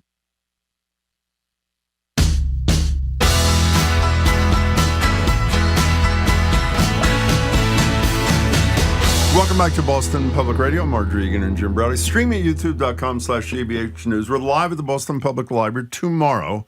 Retired federal judge Nancy Gertner will be here to discuss a lot of things happening in D.C. and in the courtrooms. Globe Advice columnist Meredith Goldstein, and our new media analysis segment, Press Play, Callie Crossley and Adam Riley. Joined now over Zoom by a former piano teacher, Rick Steves, who Slate magazine just called an American folk hero, step aside Paul Bunyan, or if you read Vox, you know him as a benevolent fairy godfather of travel. We know Rick is a regular on the show.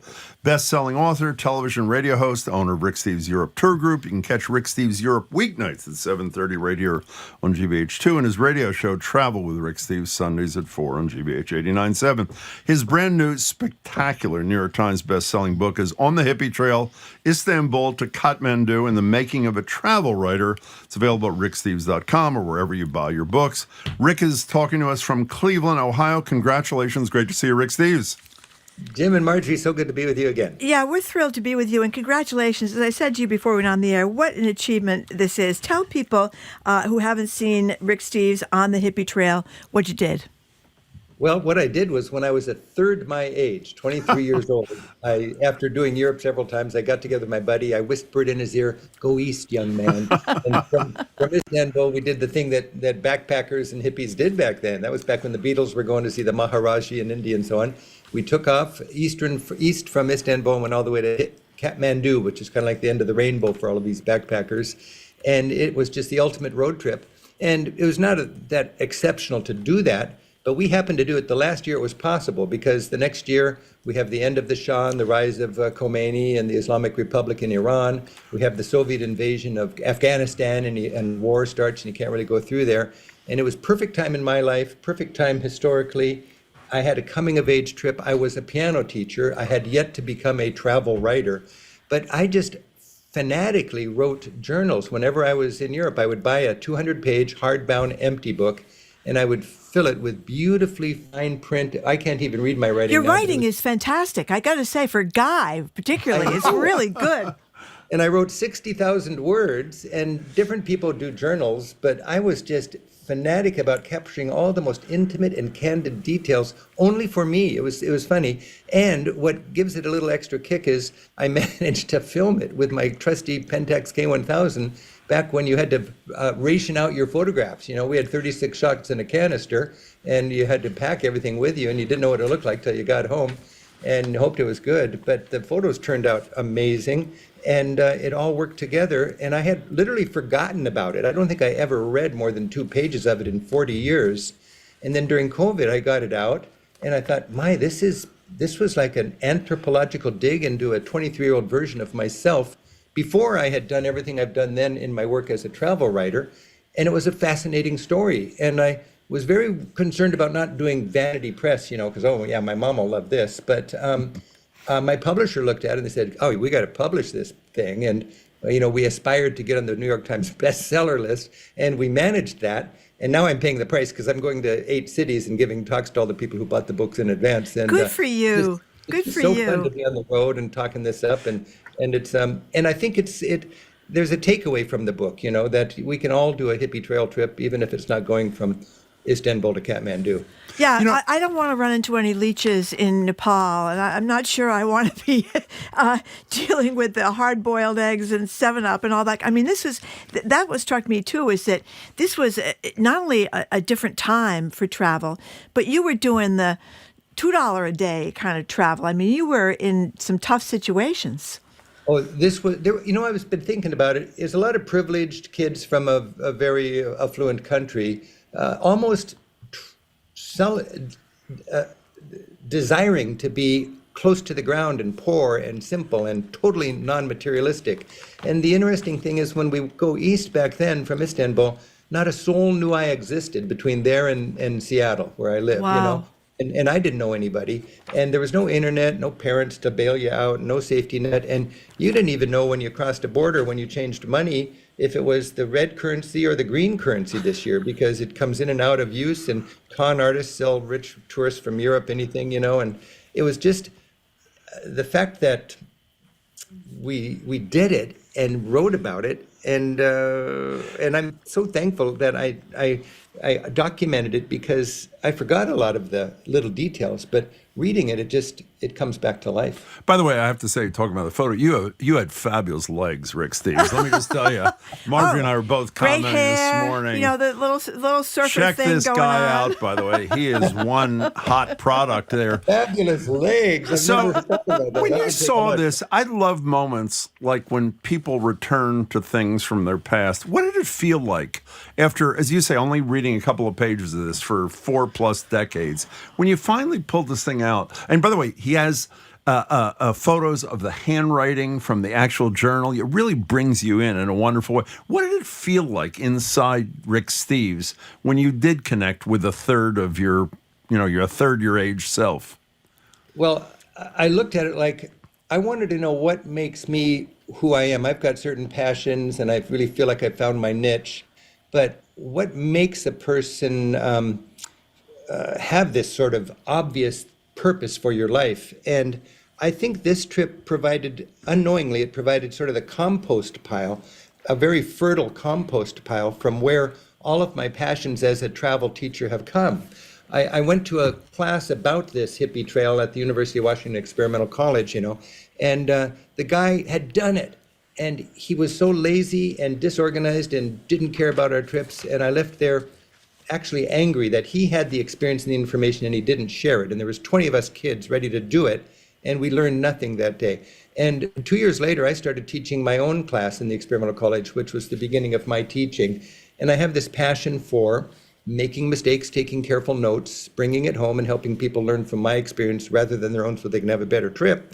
And it's all because I really believe travel is a very valuable experience, so we can get a dual citizenship, a better appreciation of where we live, plus a global citizenship. And a lot of the things I care about now so much were there in the rough, and I was so impressed when I read it and look back how green and naive and just a rookie on the road. And that's a fun thing. For those who know and consume Rick Steves' work, which is, I assume, virtually everybody in this audience, I was surprised, maybe not totally surprised, because you mentioned this to us in a prior conversation. On your first page of your book, you write, like a skier craves moguls, I need, and most people might think, Western Europe, whatever, and the sentence is ended, I need India. Tell us about Rick Steves in India. When people ask me what's my favorite country, Jim, they think I'm going to say Italy or France or something. But it really is India and the Indian subcontinent, Sri Lanka, Nepal, Kashmir, and so on. And I've been thinking about that, and I think it's because India wallops my ethnocentricity. It makes me be more humble about what I think is the norm. And it tells me I'm not the norm. So many examples in India just rearranged my cultural furniture. And I crave that. For me, culture shock is not something to be avoid. It is a constructive thing. It's the growing pains of a broadening perspective, and needs to be curated, but you don't want to avoid it. That's why we travel. And when you go to India, I thought I knew music. I'm a piano teacher. I'm well trained in music. You got modes and you got meter. And Indian music sounded like gobbledygook to me, but I was humble enough to realize it's just as sophisticated as Mozart and Beethoven if I understood that slice of culture from that 800 million people in that subcontinent. Time, I thought I knew about time, and then I realized we treat time like money. We spend it, we save it, we waste it, and in India, it's more like bubblegum. People just play with it. It's not so limited and it's not so valuable, it seemed, on the road. So I was wrestling with these ideas, it's just, I'm hungry for that kind of stuff. And I'm disappointed in people that have no curiosity and they spend their whole lives never venturing beyond our borders. There's 96% of humanity out there. And I had a chance as a kid just to enjoy it in the very, very best, most raw way. And I'm so thankful for that. We're talking to Rick Steves, his newest, and I guess you would say, and his oldest, on the Hippie Trail, Istanbul to Kathmandu, and the making of a travel writer. Yeah, I love the picture of you and Jean and standing in the pool there by the Taj Mahal. that was great. But you talked about some incredible experiences. Talk about witnessing the ceremonial cremations and the Ganges River. Oh yeah, well, a lot of Hindus, they want to die on the Ganges so they can have their body burned and their ashes thrown into the holy river. And tourists go to Varanasi and they take a little boat ride in the morning to see people doing their rituals on the steps there. And it's a powerful experience. You feel like a little bit of a voyeur, but we're tourists and it's pretty amazing to see. And then one of the highlights, well, you see the smoke coming out from the bluff, and that's where bodies are being burned. So we'd walk up there, and I snuck a photograph of it, which we weren't supposed to do, but I didn't know I would need that for a book in 40 years. But it was like I put a lot of logs on fires, and you put a log on the fire, and after a while you hear a chunk, and the log collapses, and you push it in further. And that's what was happening to the bodies there. They would collapse, and then you'd see the foot sticking out, and they'd slide it in further, and it would burn, and then it would go chunk, and they would slide it in further. And then you'd walk through the streets and you'd see children mutilated by their parents so they would be better beggars. And I didn't want to judge it. I'm very careful not to try to judge things through my heartbroken Western perspective. Because if you're born into a begging class, you've got to be pathetic to get any money. Right. And these mutilated people pushing a tin can through the mud puddles with their head with a parrot sitting on them to attract attention were very successful beggars. But I was, as I said, very green in putting all this stuff together. I wasn't aware of what the whole political thing was behind the Shah, but I saw photographs of the Shah with their little breakable thin glass frames in the market, and I just felt like these are ready to crash down, and there's going to be quite a lot of splinters when that happens. So I was piecing it together, and to read that, and I got to say, I don't know what makes a 23-year-old kid on the road write a 60,000-word journal when it's only for him. It was absolutely only for me that I wrote that. And then I came home. The last words of the book, I believe, are, I flew home, turned my piano recital hall into a lecture hall, and started a small travel business. That's right. Small travel business. That's right. Hey, Rick, do you mind reading a minute or so from your book? Oh, well, yeah, let me just, I've got a couple of little excerpts. I'll Great, just read them. we'd love that. My first stop in Afghanistan was the town of Herat back in 1978. I was 23 years old. We decided at this point, all along the way, we thought, we could still turn around and go to Greece and hang out with the kids and have fun on the islands. But we got to Afghanistan, and it was kind of our point of no return. We're gonna push on through from there. I wrote, leaving the wedding party, as things started dying down, we took a nighttime walk. Mingling was a bit intensified. I didn't know if it was because of the hashish or because I was in a very good mood, but I was tickled by little things, like a man weighing tomatoes. Hustlers became playful. The sun had gone down and lanterns came on. Chariots with torches charged through the darkness. Herat is small, but it really doesn't matter because no street is ever the same if you walk through it a second or third time. So that was a fun night. That was the first time in my life I ever smoked marijuana. And I had to kind of, when I look back on it and when I read about it, it was almost like some kids, a good kid doesn't want to just throw away their virginity. They want to do it in a way that they're proud of and they feel good about it. And I had a marijuana virginity, and I never smoked at home because I thought it would just be peer pressure, but it was totally correct in Afghanistan. Before you do your next read, we should say one of the most important figures, including in Massachusetts, which is how I met you in person on my television show, for legalization of marijuana and freedom, as Rick would say it, was Rick Steves. I assume that grew out of Herat, right? Well, I didn't know, but I think it came from that experience. And when people celebrate, the marijuana on the Hippie Trail, it's not the marijuana, it's the freedom. That's what it is. It's a declaration of independence, and it's a determination to be wide open for stuff. Yeah. Are you not going to leave Afghanistan yet, are you? Because if you are, I had a quick question about Afghanistan. Sure. Just because of course, the Russians invaded Afghanistan, and now, it's hard to imagine an American going to Afghanistan for having fun. But what was it like? How were you received then? What was, as an American back before the Russians came in? Well, it was delightful. We were quite a spectacle. I mean, there's photographs of sweet little girls staring at me on the bus in the book. And they would stare at me endlessly for 4 hours. They would just look at me. I was like a person from another planet to them. Because of the blonde hair. Blonde hair, probably stories. Good legs. Beautiful legs. Yeah. But now I think that, 45 years later, those little 12-year-old girls if they're still alive, they would be, 60 years old and in a world that is the Taliban ruled. And I could see the seeds of Taliban there. You could certainly see it was a man's world in the streets. But it was, I don't know, it was just people were curious, people were noble. On that same night when I was walking through Herat, I would just, every 5 yards, there'd be a new shop or a new store. And you walk down the street, and it was like a montage of artisans and craftspeople who were proud and dignified, working hard and fashioning things with their hands. And I was just enchanted by that, especially when it was by lantern light. And it's a beautiful world. It's an absolutely beautiful world that can be with different values than maybe we have, or maybe the oligarchs that a lot of us admire. Back then, things were handmade, and you did what your father did, and your neighbors knew you. It was a beautiful, idealistic look at a land that you think about the Silk Road and Marco Polo, and all this. I love that movie by.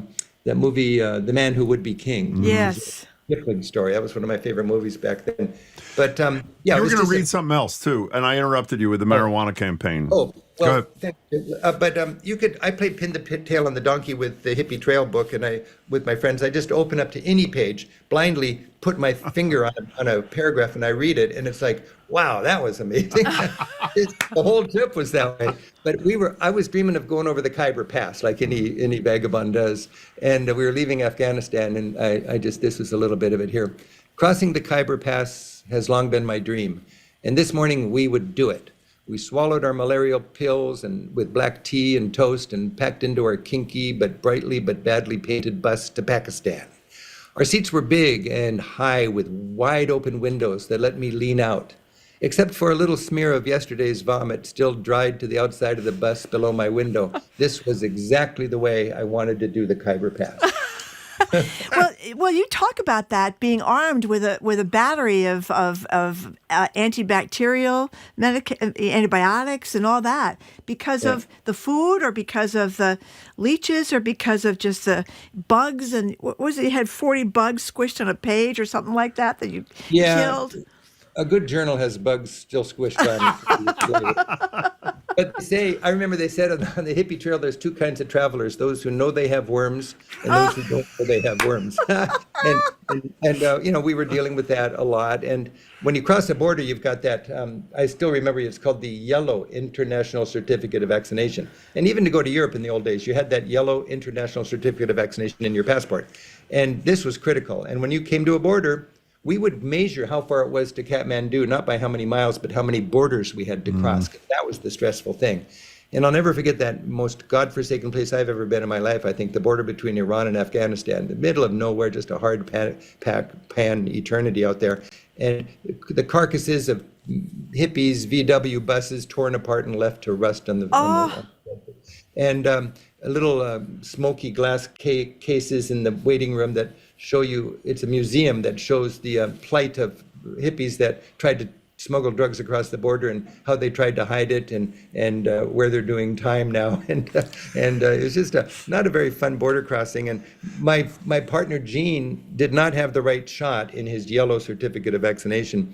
So we had to wait for the doctor to come. And sitting in the clinic, I will never believe watching the needle, I will never forget watching the needle bend as they tried to put it into his arm, this worn out old needle, so he could get this vaccination on the border. And it's just the little things carbonated the whole experience from beginning to end.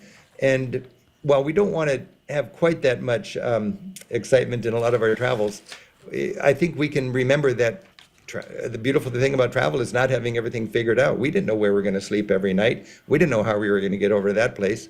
But we managed, and we made a lot of friends along the way, and it was a great experience. I love when you slept to the empty train car, and all of a sudden the train starts moving, and you're taking off. Look at him. That was in Yugoslavia, and we almost killed ourselves right there.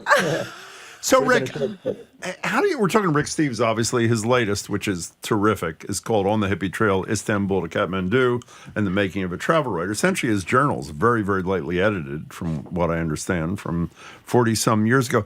How do you integrate this spirit in the tens of thousands of people you take to Europe everywhere who do have an agenda, but at the same time, you want them to experience what little Rick Steves experienced? How do you combine the two? Well, that's an interesting thing because 3 or 4 years after that, I started taking groups around Europe, and my goal is to get people out of their comfort zone, to introduce them to new things, to let them realize that we're not the norm, and we don't need to like the escargot, but if you haven't eaten a snail in France, you really cannot judge it, So you have to try it.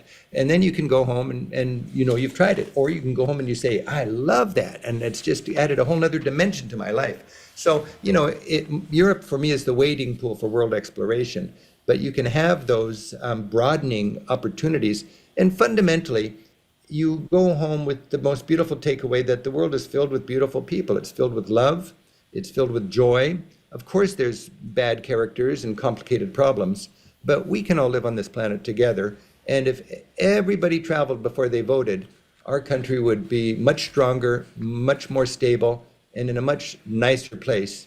It kind of boils down to there's two kinds of people, those who want to build walls and those who want to build bridges.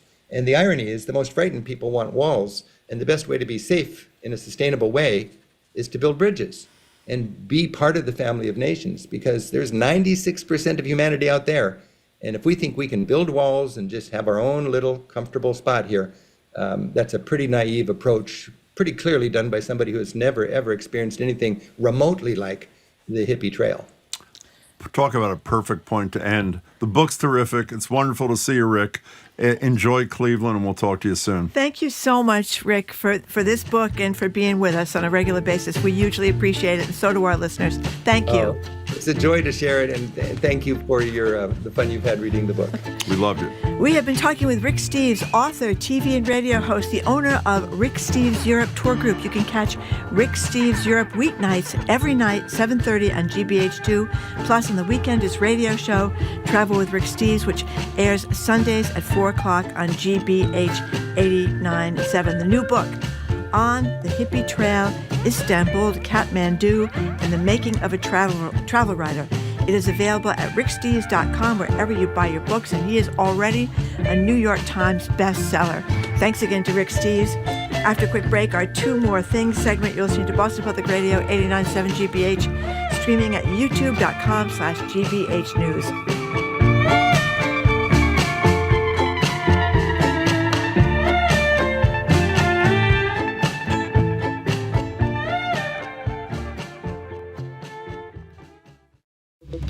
I'm Arun Roth.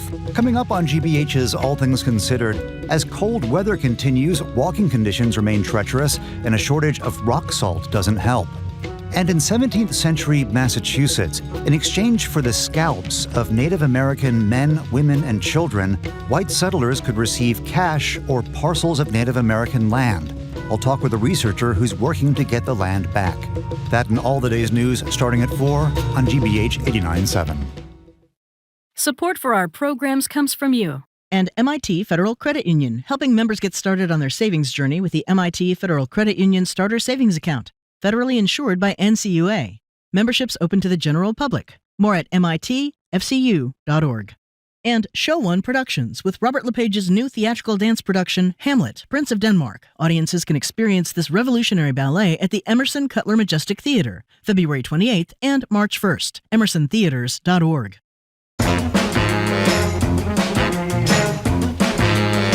Welcome back to Boston Public Radio. Jim Browdy and Marjorie Egan. We're streaming at youtube.com/GBH News. Back at the library tomorrow. By the way, for the Rick Steves thing, we forgot to mention this when we were talking to Rick. If you go to ricksteves.com, you can see his whole journal, whatever it is, 60,000 words without even buying the book. However, we do urge you, as two people have read the book, to go buy it. So there's just enough time left for two more things. Marjorie, what's yours? Well, the Globe had a story this morning that talked about how Massachusetts, which has long surpassed the United States average in vaccinations, has now dropped below of the whole nation for COVID, even worse for flu. But most alarming, I think, especially if you are a parent or grandparent, the decline in immunization for serious childhood diseases like measles, mumps, that were largely eradicated through vaccines. Now, I don't mean to criticize this woman who was kind enough to talk to the Boston Globe, but she's a woman, a stay-at-home mom from North Attleboro, who says she's not getting any more vaccines because she doesn't understand why she caught COVID after she was vaccinated. Now, just to be clear, I don't mean to laugh. COVID vaccination does not prevent you from getting COVID.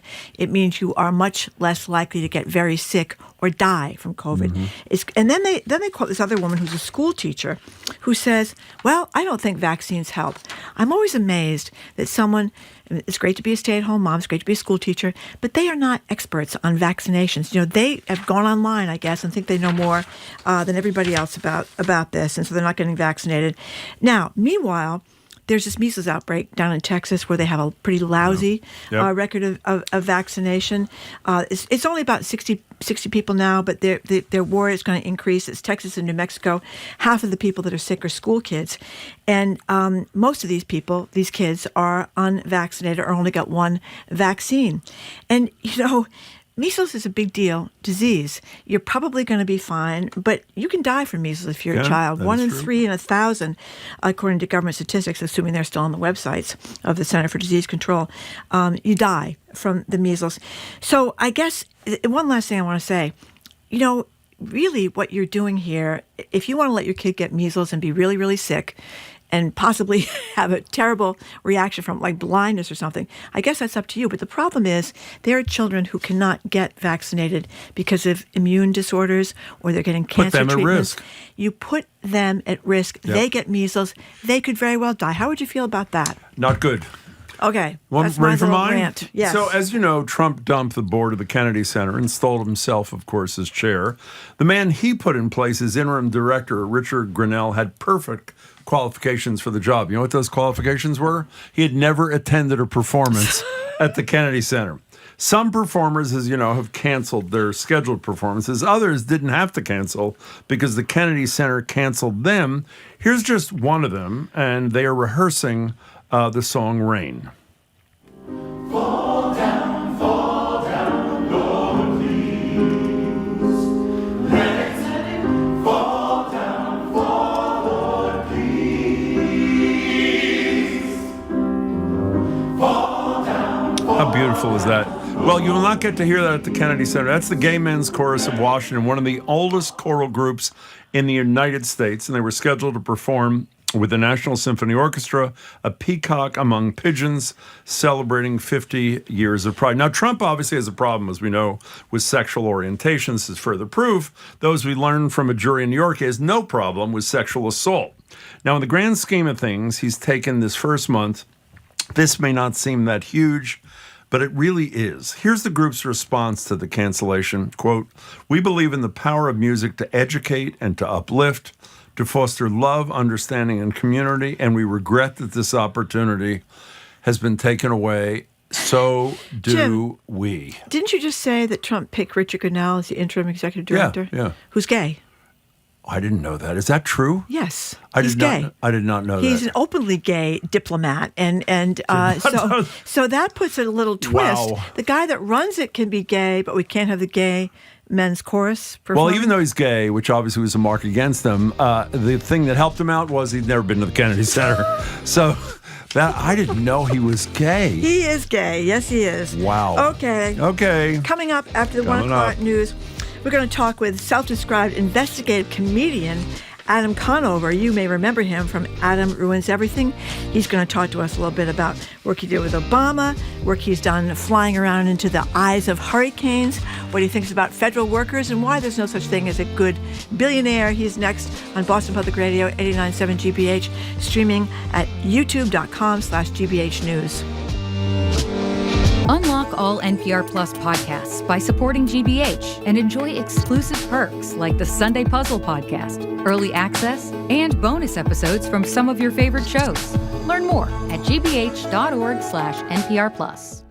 Support for GBH comes from you. And Lawrence General Hospital, now united with Holy Family Hospital to help build a robust regional healthcare system defined by a shared commitment to patient-centered care and medical excellence. More at lawrencegeneral.org. And the Office of the Massachusetts State Treasurer, the Unclaimed Property Division, is holding unclaimed funds from utility bills, uncashed paychecks, savings accounts, and more. To see if you have unclaimed money, you can visit findmassmoney.gov. You're listening to 89.7 WGBH HD1 Boston. Online at gbhnews.org. GBH News. What matters to you? For example.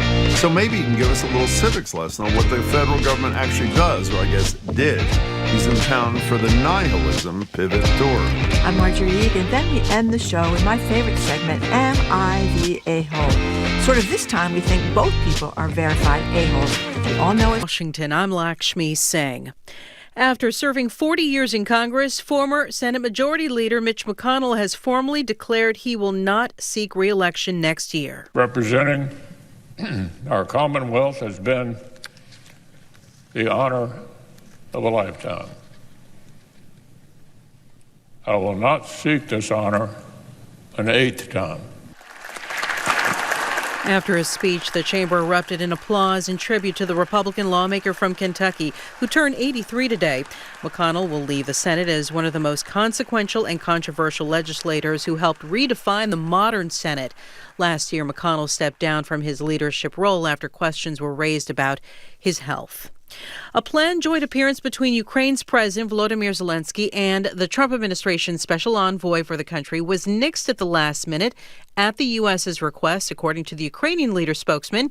NPR's Joanna Kakissis reports from Kyiv that the U.S. is distancing itself from Ukraine and moving closer to Russia, which invaded Ukraine nearly 3 years ago. Keith Kellogg, the U.S. Special Envoy for Ukraine and Russia, is in Kyiv on his first trip to Ukraine in his new role. Kellogg and Ukrainian President Volodymyr Zelensky were scheduled to make joint remarks today at the presidential palace in Kyiv after the two met. But as reporters from outlets, including NPR, waited to take their seats, Zelensky's spokesman, Serhiy Nikiforov, said the press conference to shrink federal government spending. On Air Force One today, the president shared his vision for the District of Columbia. We should govern The D.C. home rule is not up to the White House. It's a congressional issue. Home rule is done by act of Congress, and it is in the hands of the Congress. In a statement, D.C. Congresswoman Eleanor Holmes Norton said, President Trump's call for a federal takeover is anti-democratic and belittling to the 700,000 residents of the nation's capital. That according to a statement released today following Trump's remarks. U.S. stocks are trading lower this hour. The Dow Jones Industrial Average down 642 points, or 1.4% at last check, at 43,985. This is NPR News. And from the GBH Radio Newsroom in Boston, I'm Judy Ewell. A strike could be looming at Stop and Shop stores after contract talks broke down. The Teamsters Local 25 says Stop and Shop is going to close the Freetown Distribution Center unless the union agrees to concessions and health care coverage that would cost members thousands of dollars each year. Stop and Shop says it has to cut costs, but it could leave the center in Freetown open if the union agrees to those changes. The union says closing that warehouse would threaten the livelihood of more than 900 members, and the company has indicated it could close that facility by the end of this month unless a new contract is reached. Investigators in East Boston are trying to determine what started a fire that forced 33 people out into the cold this morning. Deputy Chief James Green says nobody was injured. As fire 29 or 30 this afternoon. More snow overnight, but this storm system is staying off the coast. Overnight lows in the 20s. Cape Cod could get 1 to 3 inches of snow from the system. Mostly sunny Friday and Saturday, highs in the 30s. Right now, 27 in Boston. For more original reporting, visit gbhnews.org. Support for NPR comes from NPR stations. Other contributors include Indeed, designed to be an end-to-end hiring solution for businesses of all sizes to attract, interview, and hire candidates, all from one platform. Learn more at Indeed.com/NPR.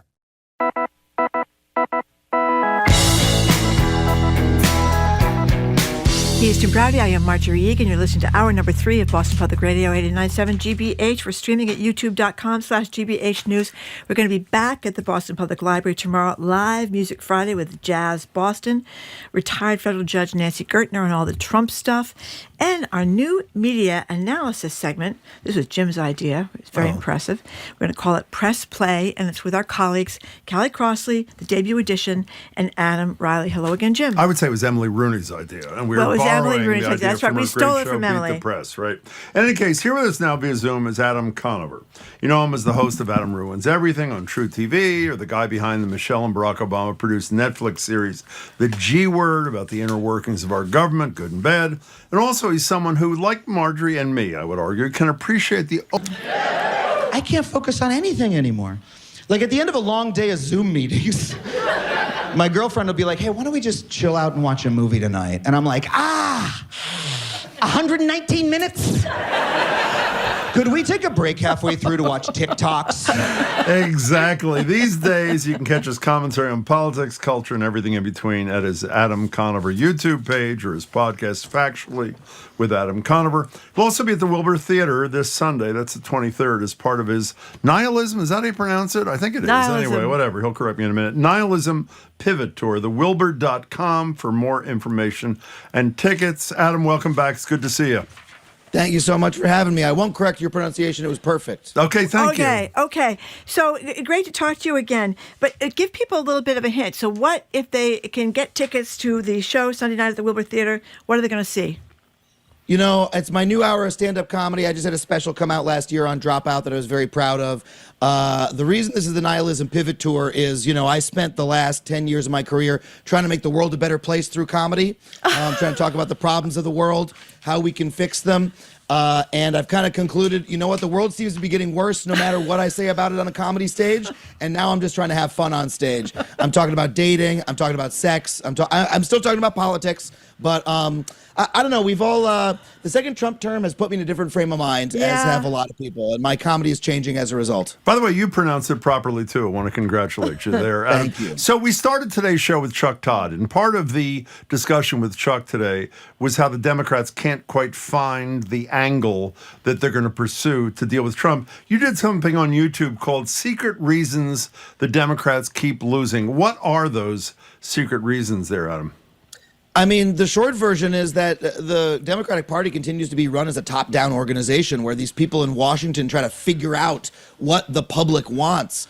Parties in America used to be bottom-up organizations. Your local Democratic Party used to be something that you would show up to and participate in on a daily basis.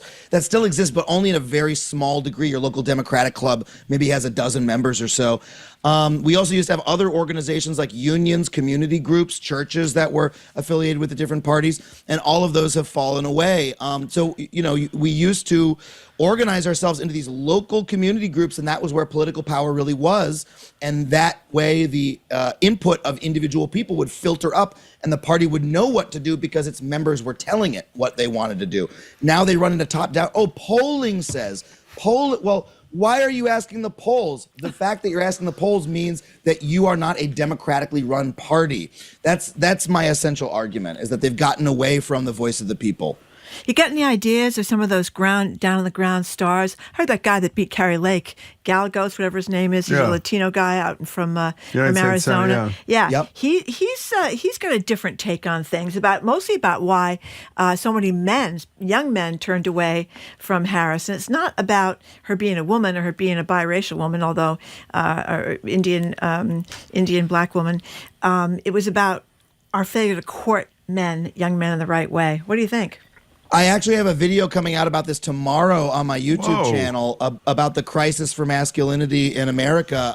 And, you know, part of what's happened is young men in America, if you look at the demographic trends, education, occupation, you know, the unemployment rate for young men, very, very bad picture in this country, and it's not something that we've paid a lot of attention to on a policy level, or that the liberals or the left have really messaged towards, and I think that's a failure, and I think that Donald Trump used the very childish version of masculinity he was able to. I mean, look, he had Hulk Hogan on stage. That's literally a children's entertainer, right? Yeah. Saying, this is what it is to be a man, brothers, right? That filled a gap that was not filled by the left, and I think that's a real problem that the Democrats are going to have to address in the future. I mean, it goes. But by the way, I also talk about how you've also seen these billionaires like Jeff Bezos and Mark Zuckerberg have their masculine glow-ups where they're, they've gotten really ripped and they're wearing like men's jewelry and they're going on Rogan now, and it's part of this fragile masculinity we have in our culture where men feel that their masculinity is always under attack and then double down with these ever more stereotypically masculine gestures. Part of that is a problem with the concept of masculinity in our culture, but part of it is also that men literally are, facing an economic crisis that, our culture is not addressing, our politicians are not addressing. Speaking of billionaires, a couple of weeks before the election, if I recall correctly, you trashed, again on YouTube, Elon Musk. Whatever happened to him, by the way? What's he doing? Really, where is he? My trashing was so thorough, he just went back to South Africa in shame. Yeah, but I think this masculinity stuff, though, might have to do with why one of his little proteges that's running around getting everybody's records from Big the Balls. IRS is exactly the 19-year-old. He chose Big Balls for his screen name, so maybe I like it. that's all hooked into all this, right? Absolutely. Yeah. I mean, if you look at the way that nerd culture has become sort of weirdly hyper-masculine, right? In this overcompensating, insecure, kind of pathetic way, right? Like look at Mark and look at Elon, right? These guys came from, the nerd culture, the Bill Gates, Silicon Valley culture, but now they're feeling that they have to overcompensate. And I make fun of them a lot because it's sort of sad and pathetic to watch a guy try this hard, to put some truck nuts on a Cybertruck. It's, like the Cybertruck itself is such an embarrassing spectacle to see driven around, but it speaks to a deeper crisis of masculinity that these guys don't even have really the cognitive wherewithal to address or understand. They're the victims of it, even though they're billionaires. It makes it even sadder, but it does speak to a broader crisis in our culture. That's the voice of Adam Conover. By the way, he's at the Wilbur on Sunday night, thewilbur.com for information and tickets. Adam, I assume most people listening are familiar with Adam, your show Adam Ruins Everything. But there's a new show that is, I don't mean to hurt your feelings, much more popular. It's called Trump Ruins Everything. And one of the things that Marjorie says on the air regularly, with which I agree, and you did a whole show series about, is that part of the reason why people are not more up in arms is because the average American has no idea what the federal government does. And that was essentially the subject. It would sound like it was dull. I thought it was scintillating and fabulous. Tell us both about what you attempted to do with the G word, and please tell us what it was like working with the Obamas, who were the producers of this thing. Well, look, that was a really wonderful show to be able to work on. That was my second TV show we did for Netflix. We made it over the pandemic, so it took 3 years to make. It was a real labor of love. And it also spanned the Trump to the Biden administration. But it was a really wonderful experience. I mean, I got to travel the country and see what the federal government does. I went up with NOAA's hurricane hunters. We flew through a hurricane. Tell us about that. I've always wondered what that was like, and you talked about it. It was incredible. So a lot of people don't realize every time a hurricane is coming towards the country and you turn on the Weather Channel and they say, here's where the hurricane is and here's where it's going, right? Right. The only reason they have that data is because every time there's a hurricane there, a NOAA hurricane hunter plane or an Air Force hurricane hunter plane is flying through the hurricane over and over again. They fly through one end, out the other. They turn around, they do it again a dozen times. Then they go land, another plane does the same thing. They do that because that's the only way to find the true center of the hurricane and measure the wind speeds.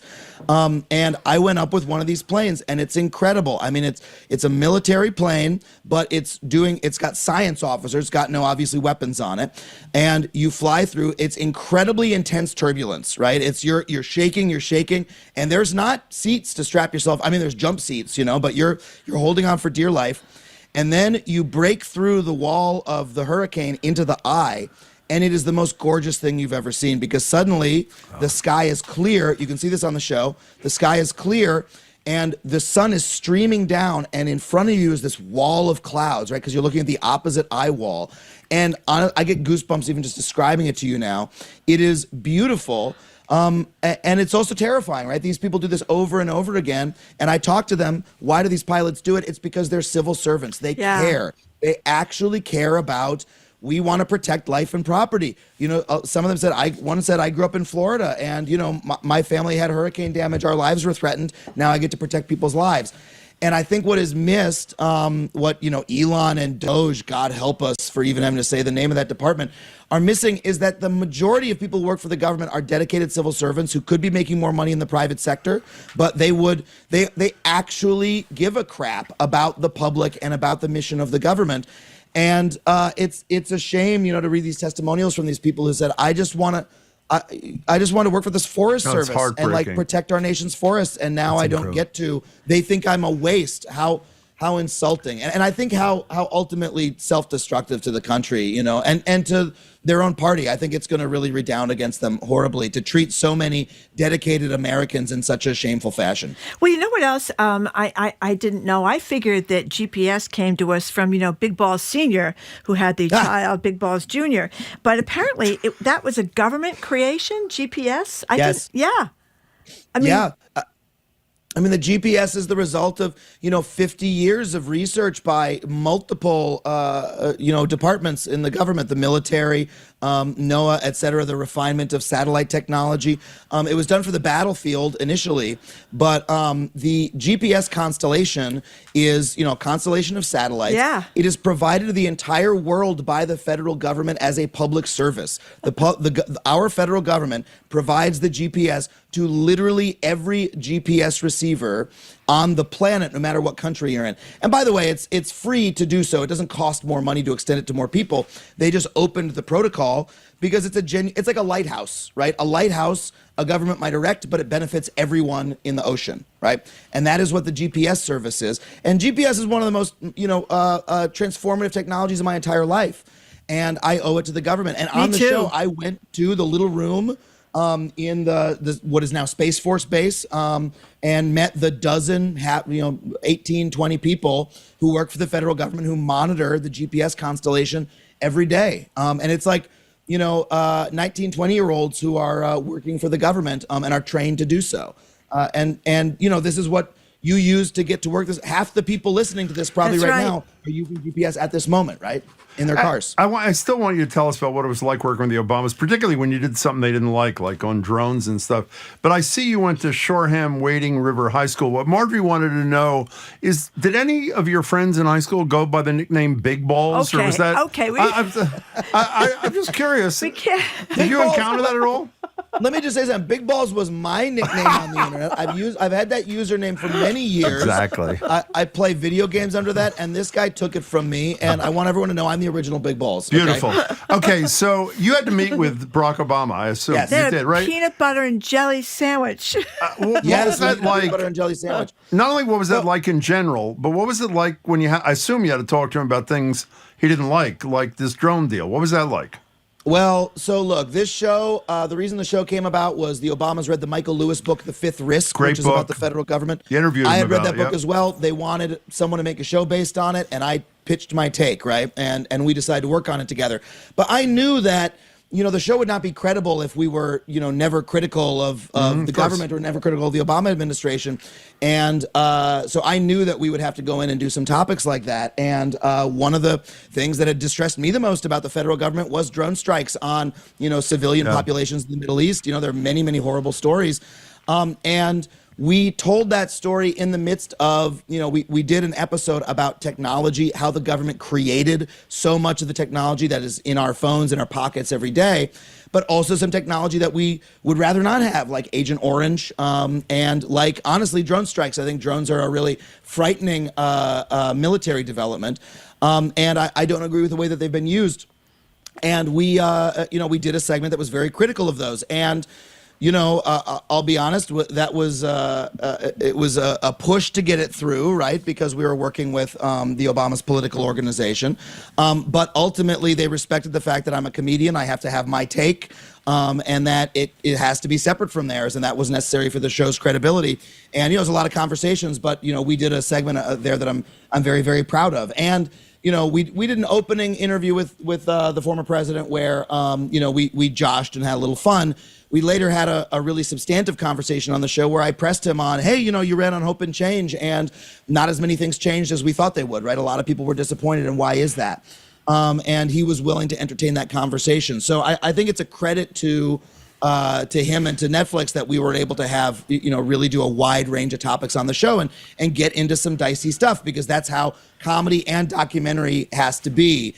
I do think that's, I think that's important, right? If I hadn't been able to do that, I wouldn't have been able to sleep at night. And they knew that from the get-go, and that's why we were able to do those segments. Adam Conover, remind me, either on our radio show or on my old television show, I had Michael Lewis on when The Fifth Risk came out, and it sounds like a topic that you would fall asleep reading the book. It's basically how the people who run government often have no idea how government works. Yeah. I remember, correct me if I'm wrong about this, one of the most startling stories in that is Michael writes about how ordinarily the cabinet leaders, secretaries, whatever, prepare these issue books and how-to books for their successors. No, it doesn't matter what party it is. And I think he wrote, and they're voluminous, and every little detail. And I believe he wrote that when the Obama people prepared them, as is always done for the Trump people, when they went back and checked out, none of these books were open. They hadn't even cracked the book about how to learn to do the job at the age. I'm right about that, am I not? I believe so. And I would have to imagine that, that was the first administration. This time, they probably are reading the book, but they're using it as a manual for what to destroy, right? For what to get rid of. The motto of the new Trump administration seems to be anything good we want gone, right? Anything bad we want more of. Anything good, like there's a lot of bad in the government. They seem to only want the bad and none of the good. And it's proud weaponized ignorance, and it's really, really distressing to see. And I think that's the part when you really start to wonder why are not more people in Washington pushing back.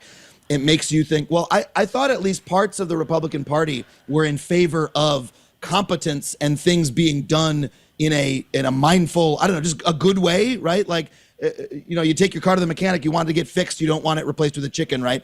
And I think that seems to be the opposite of how the Trump administration runs. It seems to be weaponized ignorance that they're proud of. It's really distressing. Well, you talked to Jamel Bowie. He's if I pronounced that correctly, he's a columnist for the New York Times, in a piece called "How Trump Will Transform America Forever," and the "forever" part really upset me because I was hoping that this was not going to be forever. So, what did you talk about with him?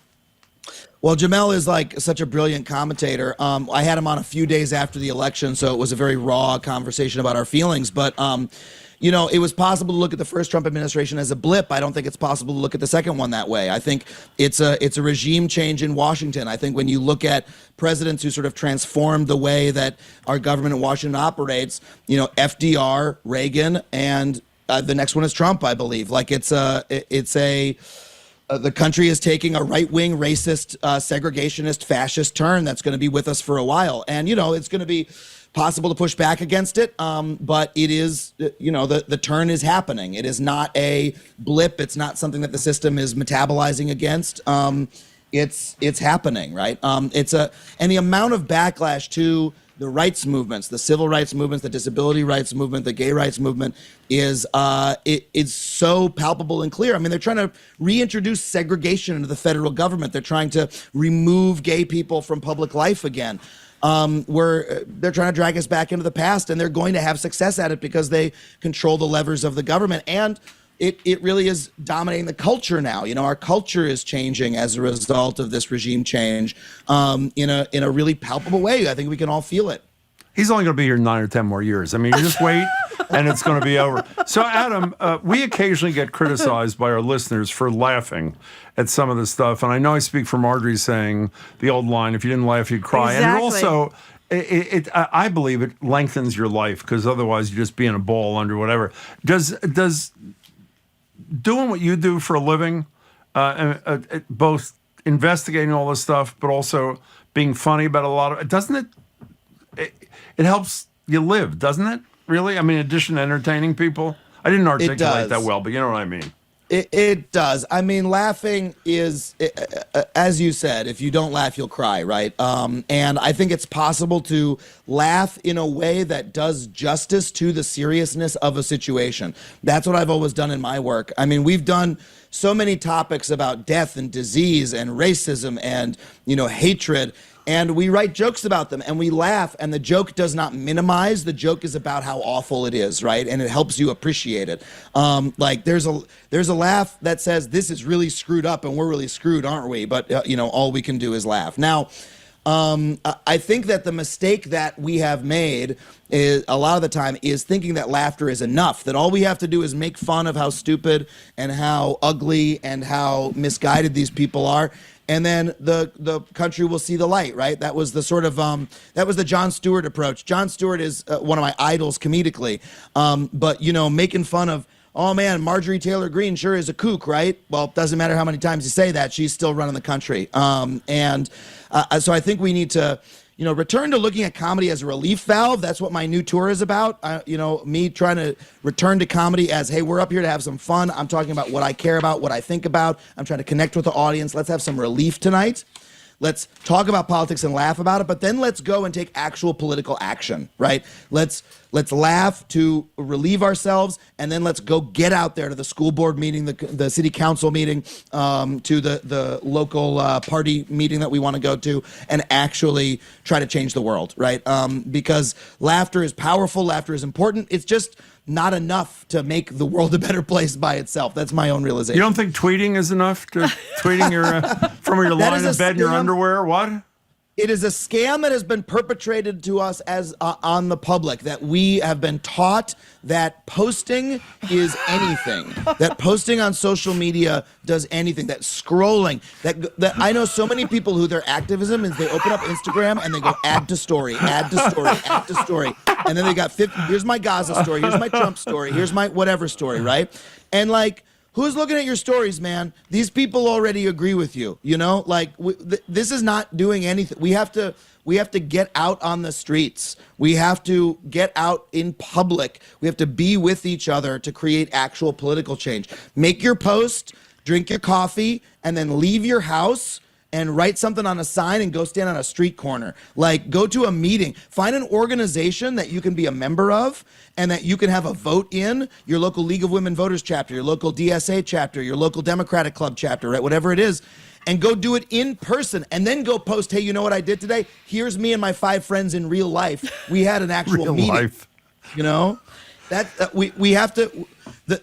Our political culture has taught us all we can do is donate, vote, and post, and that is only the beginning of your capabilities as a political actor. You have to get out there and actually change the world. And I've learned that in my union work. I do a lot of work with the Writers Guild of America. I'm on our board.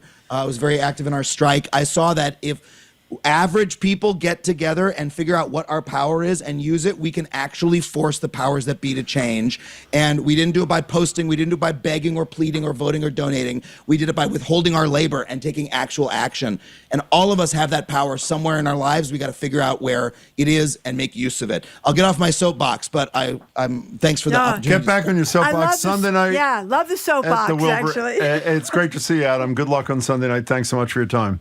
Thank you so much. I hope folks come out. It's my first time at the Wilbur. I'm thrilled to be at this historic theater. It's going to be an hour of laughter. Please come out. Great. Sunday night. Take care. Yeah, if you want to get tickets, you go to thewilbur.com for info and tickets. Adam's website is adamconover.net. That's CONOVER, adamconover.net. And we, of course, have been talking with the guy himself, the investigative comedian, Adam Conover, who's going to be at the Wilbur this Sunday night. Tickets available at thewilbur.com. Okay, after a quick break, it is once again time to scrap the philosophical drudges of Reddit's Am I the A-hole? Our question this week is, when someone cuts in line at the Starbucks drive-thru, you have 2 options. Let it slide or raise hell. We're going to talk about cutting in line etiquette. That's next on Boston Public Radio, 89.7 GBH, streaming at youtube.com/GB. I'm Arun Roth. Coming up on GBH's All Things Considered, as cold weather continues, walking conditions remain treacherous, and a shortage of rock salt doesn't help. And in 17th century Massachusetts, in exchange for the scalps of Native American men, women, and children, white settlers could receive cash or parcels of Native American land. I'll talk with a researcher who's working to get the land back. That and all the day's news starting at 4 on GBH 89.7. Our programs are made possible thanks to you. And American Repertory Theater, presenting The Odyssey. From the Cyclops to the Sirens, audiences can experience this cultural touchstone's mythical adventures like never before. Now playing through March 16th. amrep.org. And Cambridge School of Culinary Arts in Porter Square, offering private cooking events for your next team-building activity, family reunion, birthday party, or night out. You can learn more at cambridgeculinary.com.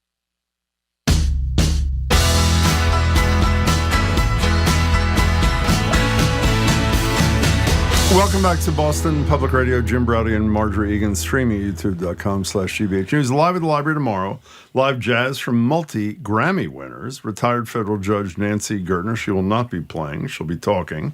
Our new media analysis segment called Press Play with Kelly Crossley and Adam Riley. And I'm leaving one thing out, and I can't remember what it is, so my apologies to whoever that is. So welcome to another edition of Am I the A-Hole to round out our Thursday. This week's dilemma concerns a person, everybody's had this experience, who's been cut in line at a Starbucks drive-thru by a woman in a Mercedes. Overcome with frustration and a sense of duty, this person watches the woman in the Mercedes trying to order. Every time the woman in the Mercedes opens her mouth to order, the person in the car who was cut in front of lays on the horn again and thank you, and again and again. It ends without a formal confrontation, though some middle fingers apparently were exchanged. And while we can all hopefully recognize that a person who does cut in line is being to some degree an a-hole, what's less clear is how the person behind her should have responded, if at all. So our question today at 877-301-8970 is a little different than usual, is when you choose to escalate the situation that would have otherwise been, I don't know, over 90 seconds as an inconvenience, are you the bigger a-hole than the original a-hole, Marjorie? You're putting a level of hostility out into the world that people waiting in line for coffee don't need. The number is 877-301-8970. Call or text. We don't know, is the person who lays on their horn an a-hole or an a-hole vigilante that we should be celebrating? And by the way, while we're talking about this, more broadly, how do you handle line cutters, which we've all experienced in your life? The number is 877-301-8970. Now, you're a make peace not, make love not war kind of person. I got that. Took me 3 tries. What would you have done had you been in line and the woman in the Mercedes had cut in front of you at Starbucks? I would not have probably tooted the horn, but we should point out that it worked, because every time she tried to order something, this guy honked the horn, and she finally gave up, and she drove off, and then everybody else who had been in line for like 20 minutes went ahead and got their coffees or Danish, whatever they were getting at Starbucks. So I'm sort of, I wouldn't have done it, but I sort of am, I'm in the middle on this one. I mean, she shouldn't have cut in line. She absolutely shouldn't have cut in line. But I kind of like that the guy got even. I thought you said you wouldn't do it. I wouldn't. You know, one of our coworkers just said your nickname is Little Toot. That's what we're going to call Marjorie now. Little Toot, or Too Little Toot, I think we should call it. Let me tell you something. And I'm a line cutter, I have to admit. You are? I do. I've cut Oh, you mean like at an exit on the turnpike? Like a Star Drive, you know? Yeah, that's tough. You get out the 93 South, the Star Drive exit, and there's a million cars lined up for Star Drive. The other side is empty. And you're going to tell me you become the millionth and first car on the Star Drive line. You don't do that, do you? Okay, 877-301-8970. I'm not proud of the following, but one of the things Marjorie and I try to be is really honest. Uh-huh. When I'm cut off when I'm on the road by somebody who not only cuts, if they need to get in because they're in the wrong lane, I'm usually fine with that. If they cut in and they cut in with an arrogance that is incredible, I have followed people to Ohio. I mean, I'm sorry. And by the way, not in a threatening, well, I guess it is. I just can't. It is one of the most, is ungracious a word, or is that not? It is. Ungracious. Or not gracious. Or whatever it is, things that anybody can do. So let me be honest. I would have honked on the horn. I think this person is brilliant. Every time, I assume he opened his window, he or she, I don't know, opened the window to order and heard the other person speak, they honked their horn so they couldn't order. I mean, how great is that? It's brilliant. You didn't hurt anybody. You get a little disturbance kind of thing, but I assume you taught the driver that did the cut-in a little bit of a lesson. Which is what I said, that I thought. No, you said you wouldn't do it. I wouldn't. Well, but I admire well, there's a lot of things I wouldn't do, but I admire other people who dare to do them, Jim. Listen to this. Yeah. When someone cuts me in line, I simply say, "No worries. I'm just here for the view. Have a nice day." That's from Peter in the North Shore. Yeah, it's really hard. It is when people do it at the supermarket, they do it in a drive-in lane, they do it on most highways. I agree with you about some of the Starro Drive kind of stuff. It is really horrible. And the question again today is not our usual question is, who is the a-hole? I assume everybody agrees the person who cut it in is an a-hole. If you don't, let us know that. But the question is, did the honker become the bigger a-hole by acting out, and instead of just saying, listen, what a horrible thing they did, but let's move on. And the other thing is, this much more happens on the highway. I mean, people are I know. It says, Read that. This is some text. No, it's not. It's one of our coworkers, even worse. It's from Jamie. Imagine if every time Jim opened his mouth, Marjorie honked a horn. That's one. Here is a text. Jim, this is a text. Yeah. You might not want to get into who is the bigger a-hole. Oh, that's funny. Thank you. But I think the thing... Yeah. Okay, fine. I love the horn sound. That's very good. Okay. But I mean, I think most people do not confront this at a Starbucks, or maybe they do it at McDonald's. But you confront it all the time on the highway. I go to the McDonald's right down the street on Western Avenue. Did you ever cut in the line there? Have I ever cut in? Never. No. Okay. Well, first of all, it's not true. There are two aisles. I don't know if aisle is the right word. Yeah. So occasionally, if there are three people in one aisle, and you go to the aisle that has nobody, is that considered cutting in? No, because it doesn't say you have to go in the aisle behind somebody. Yeah. Would I ever cut in ahead of somebody? No, but I have been cut in front of, and it is infuriating. Say you're going down 93 South, and there's an exit that is really backed up. You're going to get off that exit.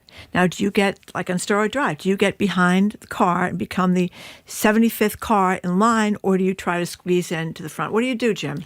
I try to squeeze in the front. I think a lot of us. But I think that I think almost everybody understands that. And I think almost everybody... No, they don't. Well, some people understand it, or nobody understands it. But I think it's excusable. Joel in Connecticut apparently knows you. As Marjorie knows, you can't be an a-hole if there's no line. That's why she drives in the bus lane. That's right. That is totally true. I'm going to defend myself driving in the bus lane forever. Because Here's another good good policy. This person's thought it through. Anonymous texter, I've adopted the 5 free a-hole moves. I let 5 people cut me off, cut in line, etc., and just take it. After that, all bets are off. Helps me control my rage. You know the reason why that text is so good? I know this, even though I overreact. You really do shorten your life, as I was saying to Adam a few minutes ago. When you overreact to a slight, if I may use the adjective in the noun, even though you do aggravate the other person, it's got to have an impact on you in a negative way, don't you think? Yes, it absolutely does have a negative impact on you. Rage is not a good. It's not a good thing. What's the line about? It's like you take a poison pill and think it's somehow going to poison the other person and not you. Exactly. Anyway, here's from Trish from Rochester, Vermont. She makes a great point, and she's right. To get to Starro Drive from 90 feet south, go to the right anyway, and then at the set of lights, you take a left, and you can get on Starro Drive. And that is a good point. You can do that. It's a little bit longer, so that's why some of us don't. One more text, then we'll get to your calls. We promise at 877-301-8997. I am a Boston bus driver. And there's a certain radio host that cuts into the bus line. Okay, I shouldn't do it, but just let me say to you, Mr. or Ms. Bus driver, I can do it. Oh, if nobody's in the bus lane, why shouldn't I be able to go in the bus lane? And there's like 50 cars in line, and there's a totally empty bus lane. It's illegal. With no bus in front, no bus behind. Illegal. Common sense. Illegal. I hate to quote the president. Yeah. Common sense is going to tell you there's no reason to sit behind 50 cars on the left-hand lane when you can get in the bus lane. And half the people are doing it, Jim. Okay, and then when the bus comes along, they move out of the way. Okay, fine. So we've gotten a little off topic. Okay. Woman cuts in line in a Starbucks drive-thru. We all agree, and if you don't, well, we'd love to hear from you, that person is clearly an a-hole. The question is the driver behind a bigger a-hole by exacerbating the situation, arguably, by honking his or her their horn every time the woman in the Mercedes, it's really funny, the woman in the Mercedes attempts to order. Let's start with Carol in Saugus. You're on Boston Public Radio. Carol, hi. Hi, how are you? Excellent. I would say the guy is a hero who honked the horn. That's good. Okay. Because the question basically is, how long do you do that for? If you do it a few times, I think the a-hole in front of you gets the point. You don't do it for 10 minutes. So there's that. But when I'm in the supermarket, if you're at the deli counter or something, no tickets given out. They just, who's next? There are people who want to cut in all the time. That drives it's like, me I'm nuts, sorry. too. This person was next, then they are next, they're next, me, and then you. So you're going to have to wait your turn. Carol, you I'll have really say something. thought this through. Let me tell you, that is incredible. Carol, thank you for the call. Mike in Massachusetts says, what about the chat and cut a la Larry David? Well, lo and behold, we have the sign of the sound. Great. Here's from Curb Your Enthusiasm, where Larry and his friend are in line for food at a party when a woman gets in between Larry and the food. Chat and cut. Really? Yes, She's feigning familiarity with someone she vaguely knows for the sole purpose of cutting in line. Pause. She'll be picking up a plate any second. Watch. You're like beaming. Yeah. Light. There she goes. Yeah. Excuse me. Excuse me. Hi. First of all, congratulations on a great attempt at a chat and cut. Really good. 99 times out of 100, that's going to work. Unfortunately, I happen to be on the line, so. Okay, I don't know what you're talking about. I just saw my friend. Yeah, I know a chat and cut when I see it. Okay. Do you know her at all? Well, I mean, to be fair, we met like 8 years ago. He remembers. No, so. I honestly don't. I honestly don't. You think she's doing a chat and cut? I kind of feel like you are. Yeah. His original friend, that's Jeff Garland there, too. People do that all the time. What? Movie theaters, long lines for things. People chat and cut. Everybody knows you're a much nicer person than I, but it enrages you, doesn't it? Maybe enrage is too strong. It upsets you. No, it doesn't enrage me. It does upset you? Well, I'm a cutter myself. So I understand that, but that's like a enraged? rational approach. When I go to the movies, I look for people I know. And it's just, Well, there's another question before we get back to the calls. I can't believe I didn't think of this before. Occasionally when I'm at Market Basket, somebody wants to cut in line, and I'm fine with it because they have only 2 or 3 things. Now, if there's 7 people behind you, do you have to get the approval of all 7 people behind you? Because they're cutting in front of all of us, not just... That's I'm an serious. excellent point. Do you need everybody's approval with one veto, I would argue? Would you not agree that one person says, don't let that person cut in? You have to say no, even if it's the right thing to do. Would you agree with that or not? I didn't really think that through. Well, think it through as far now, as Margaret, you. I think if please. the one person that you want to cut in front of lets you in, then you're in, Jim. That's what I think. But people are very passionate about this. Listen to Jeremy in Somerville. I will let my car be totaled before I let anybody cut in front of me in the BU Bridge Rotary. So I respect the honker and hate the cutter. That's another great place. People may be familiar with this. That's on the Cambridge side of the river, and that rotary that goes around there, Magazine Street, there, it's Magazine Street. Yeah. Right? That is brutal. If you're trying to get into that rotary, man, it's really tough to get in. People are really intent on not letting you cut. Look at your face there. Here's Dan from Newton. This is a good one, a text. My mom had a response to the people who would boldly, obviously, cut in line. She'd politely tap them on the shoulder and say, can I have your autograph? When they'd ask why, she'd say, well, you must be a really important person since you can go right to the front of the line while the rest of us have to wait here. That's like a beautiful story, isn't it? That's a good one. It is a good one. Let's go to Ron in Seabrook. Hi, Ron. Hey, Ron, how are you? Hi. Thanks for taking my call. I think that man is brilliant. A nonviolent way to deal with that situation is helpful for all of us. You can expect to be hearing my horn beeping soon. A related peeve of mine is when you're in a line of traffic, you're nice enough to wave somebody in, and they drive in without so much as acknowledging. That's right. They have to say thank you. They have to give you the hand signal. yeah. The hand signal saying thank you. Yeah, that's right. Ron, that drives me you crazy, nailed Ron. it. That is beautiful. Ron, thank you very much for your call. We really appreciate that. I have a ton of dents on my 2008 van. Anyone trying to cut me off in their new Tesla going around the circle of death, immediately think twice, says Kate in Newton. By the way, we should be clear here because I'm sure we're upsetting 3 or 4 people. No one is suggesting violence. No, we are not. We're not, of course. But honking a horn, do you consider that violence? Maybe sound violence? No. Now it's like a free speech thing. Someone texted a while ago, and I can't find it now, who talked about how they grew up in Boston, learned to be a Boston driver, and we are fairly aggressive in Boston. Really? But they moved to D.C., where tooting the horn is viewed as a major offense. Washington? In Washington, D.C. I didn't know that. Yeah, and I lived for a while in California, and, people don't toot their horns that much out there either. I didn't know that. So our colleague Emily, I don't know, we have a lot of Emilys here. I'm not sure which one.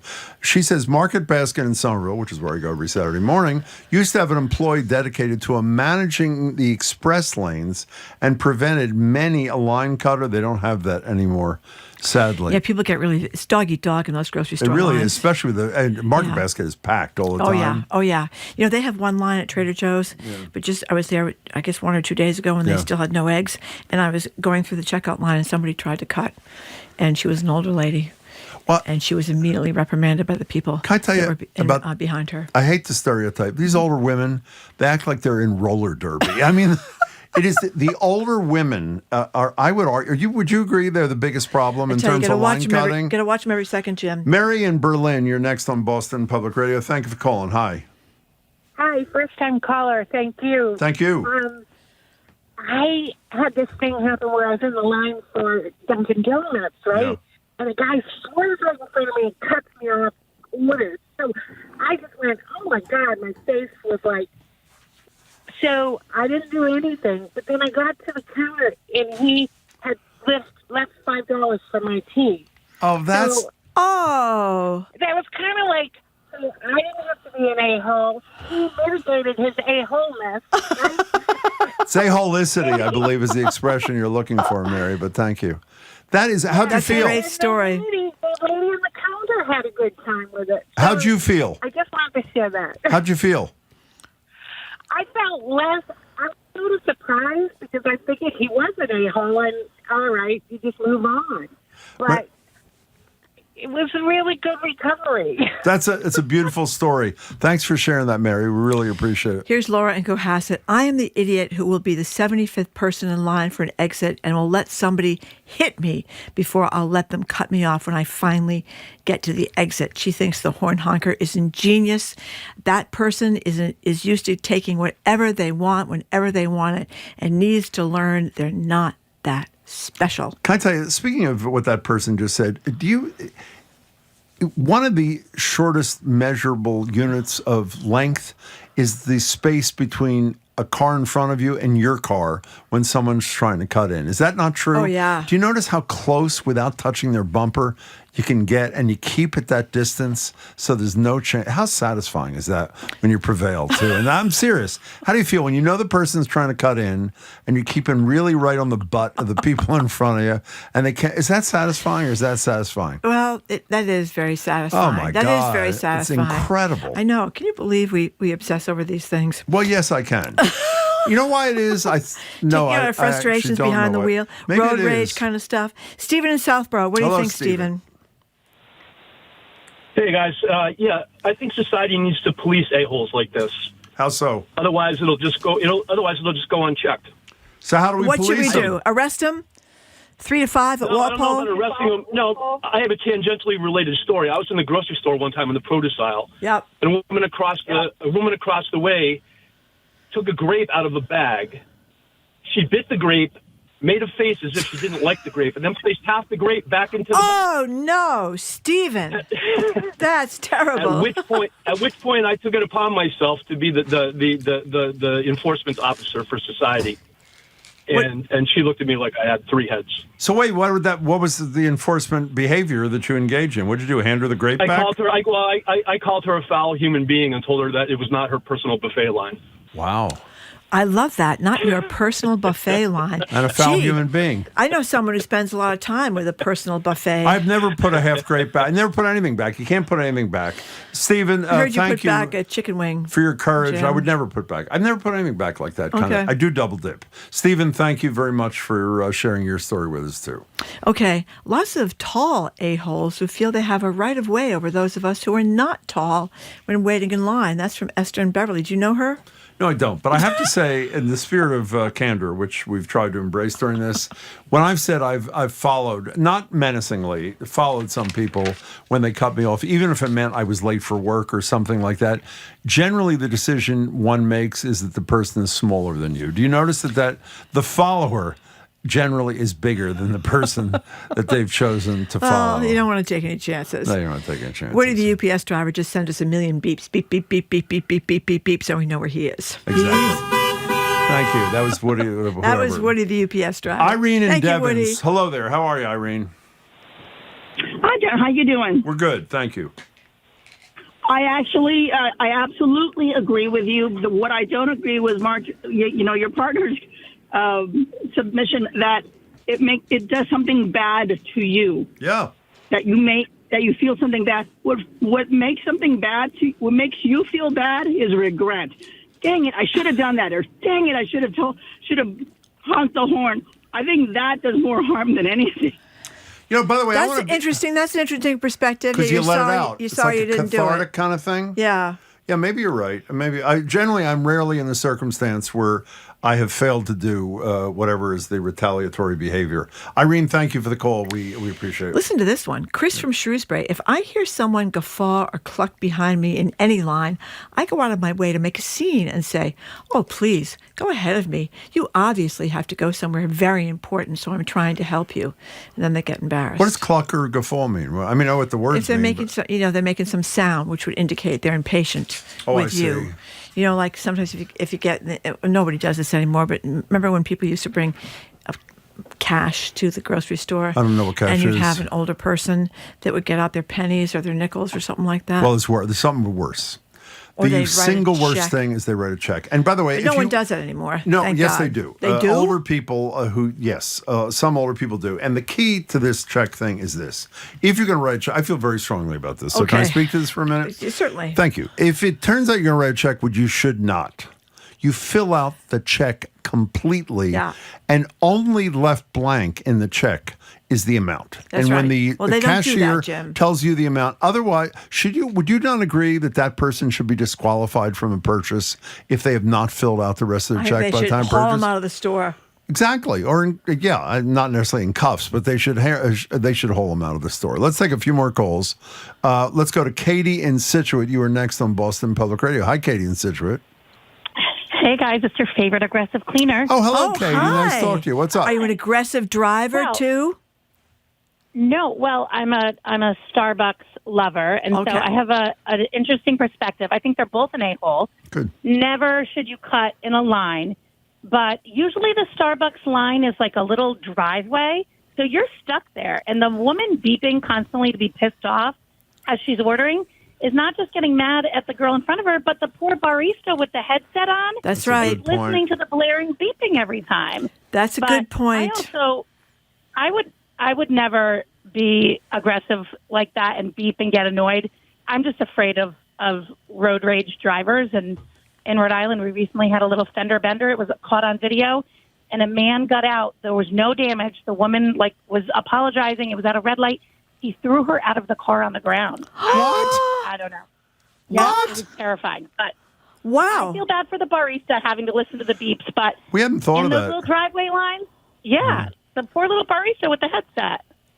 But on that note, I think I'm going to go get an iced Americano.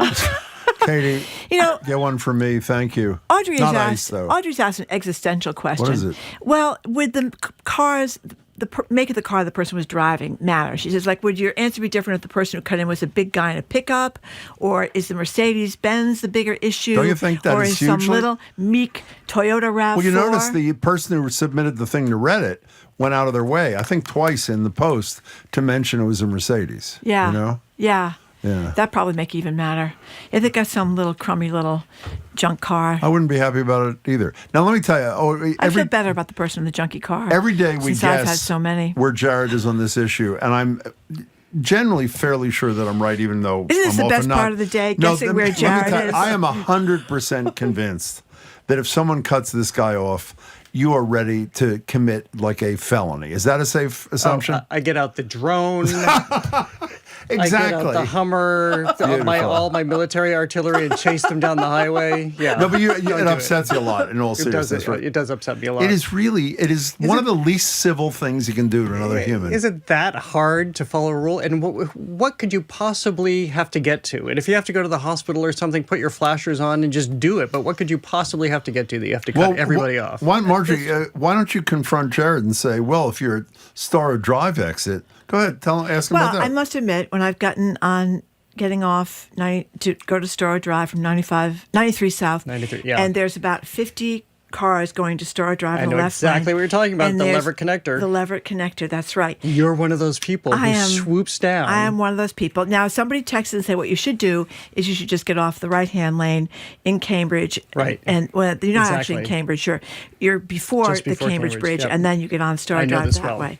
Yeah, so, but I have cut the line on Star Drive, I must admit. I've angled my car so that cars like yours just go off into a ball of flames on the other side of the highway. Listen to this. That is how I feel. I mean, Jared is being facetious, but the feeling I can relate to. This poor woman says she can hardly come out of the house anymore. This is Suze from Cranston. She said she's a much older woman, and she avoids busy stores because she's afraid of being plowed over by ruthless shoppers, and she just can't take it. Isn't The that difference awful? I have, though, is you can join somebody who's already in line, because that's obviously you're going to do everything together. You're going to buy your concessions together. You're going to walk in together. It's not like you're really Wait a cutting second. line. That's not a chat and cheat. No, that's if you're with that person. Right, yeah. Let's assume someone's in line and you know the person, and you go up to talk to them because they're your friend or colleague, etc., and you stand with that is totally unacceptable. Even though you're not doing everything together, that's what you're saying? Yes, exactly. You didn't come to the store or the concert with them. Yeah, that's bad. That's Come bad. on, suppose it's your old high school classmate. You haven't seen him in 10 Yeah, years. text them and after they're the in line show. at the Wilbur Theater. Text them after Okay, the what are you show. doing on the show there? Speaking of show, what are you doing? Speaking of shows, we have Chelsea Handler on this show. No! Great. She's talking about her new book, which is hilarious. It's very key for her because it gets published on the occasion of her 50th birthday, so she's taking stock, but still a lot of her Chelsea Handlerness. So this should be fun. And then we'll talk to Cory Doctorow. He wrote a novella a few years ago called Radicalized. If you read it and you understand his story, his fictional story about people's anger with the healthcare industry, you realize how closely he imagined this Luigi Mangione alleged situation where he allegedly shot the healthcare CEO. So we'll talk to him about that. And then the street snowboarding competition, the Red Bull Heavy Metal Street Snowboarding Competition, which is going to happen at City Hall, should be a blast. Actually, I should, full disclosure, I'm in it. Are you? So, yeah, I'm really hoping I do well. At least I'm hoping to medal, if nothing else. Jared will be listening in exactly 2 minutes and 12 seconds. Come on, Thank you Jared very Bowen. much, Jared. Okay, and thank you all for listening to another edition of Boston Public Radio, and to everybody who watched the live stream. Keep up with us 24/7 by way of our podcast. Check out our TikTok page at Boston Public Radio. Tomorrow, as I've said before, we're going to be back at the Boston Public Library Live Music Friday with our 4-time Grammy winner, Oscar Stegnaro, and his band Triad. They're part of the new GBH music concert and TV series called Jazz Now, plus retired federal judge Nancy Gertner, love letters, advice columnist Meredith Vieira Goldstein. It's not really Meredith Vieira. I call her that by mistake sometimes. Callie Crossing and Adam Riley are going to join us for our new media analysis segment. Trending. What's interesting? What's going on around town? We're talking all things arts and culture on The Culture Show. Next on GBH 89.7. Funding for our programs comes from you. And New England Recovery Center, providing inpatient addiction treatment in state-of-the-art facilities located in Westboro, Mass. Learn more at newenglandrecoverycenter.org or by calling 1-877-MY-REHAB. When U.S. cities erupted in protest in 1967, a presidential commission defied expectations by telling the hard truth. Don't miss American Experience, The Riot Report, tonight at 9 on GBH2. You're listening to 89.7 WGBH HD1 Boston. Online at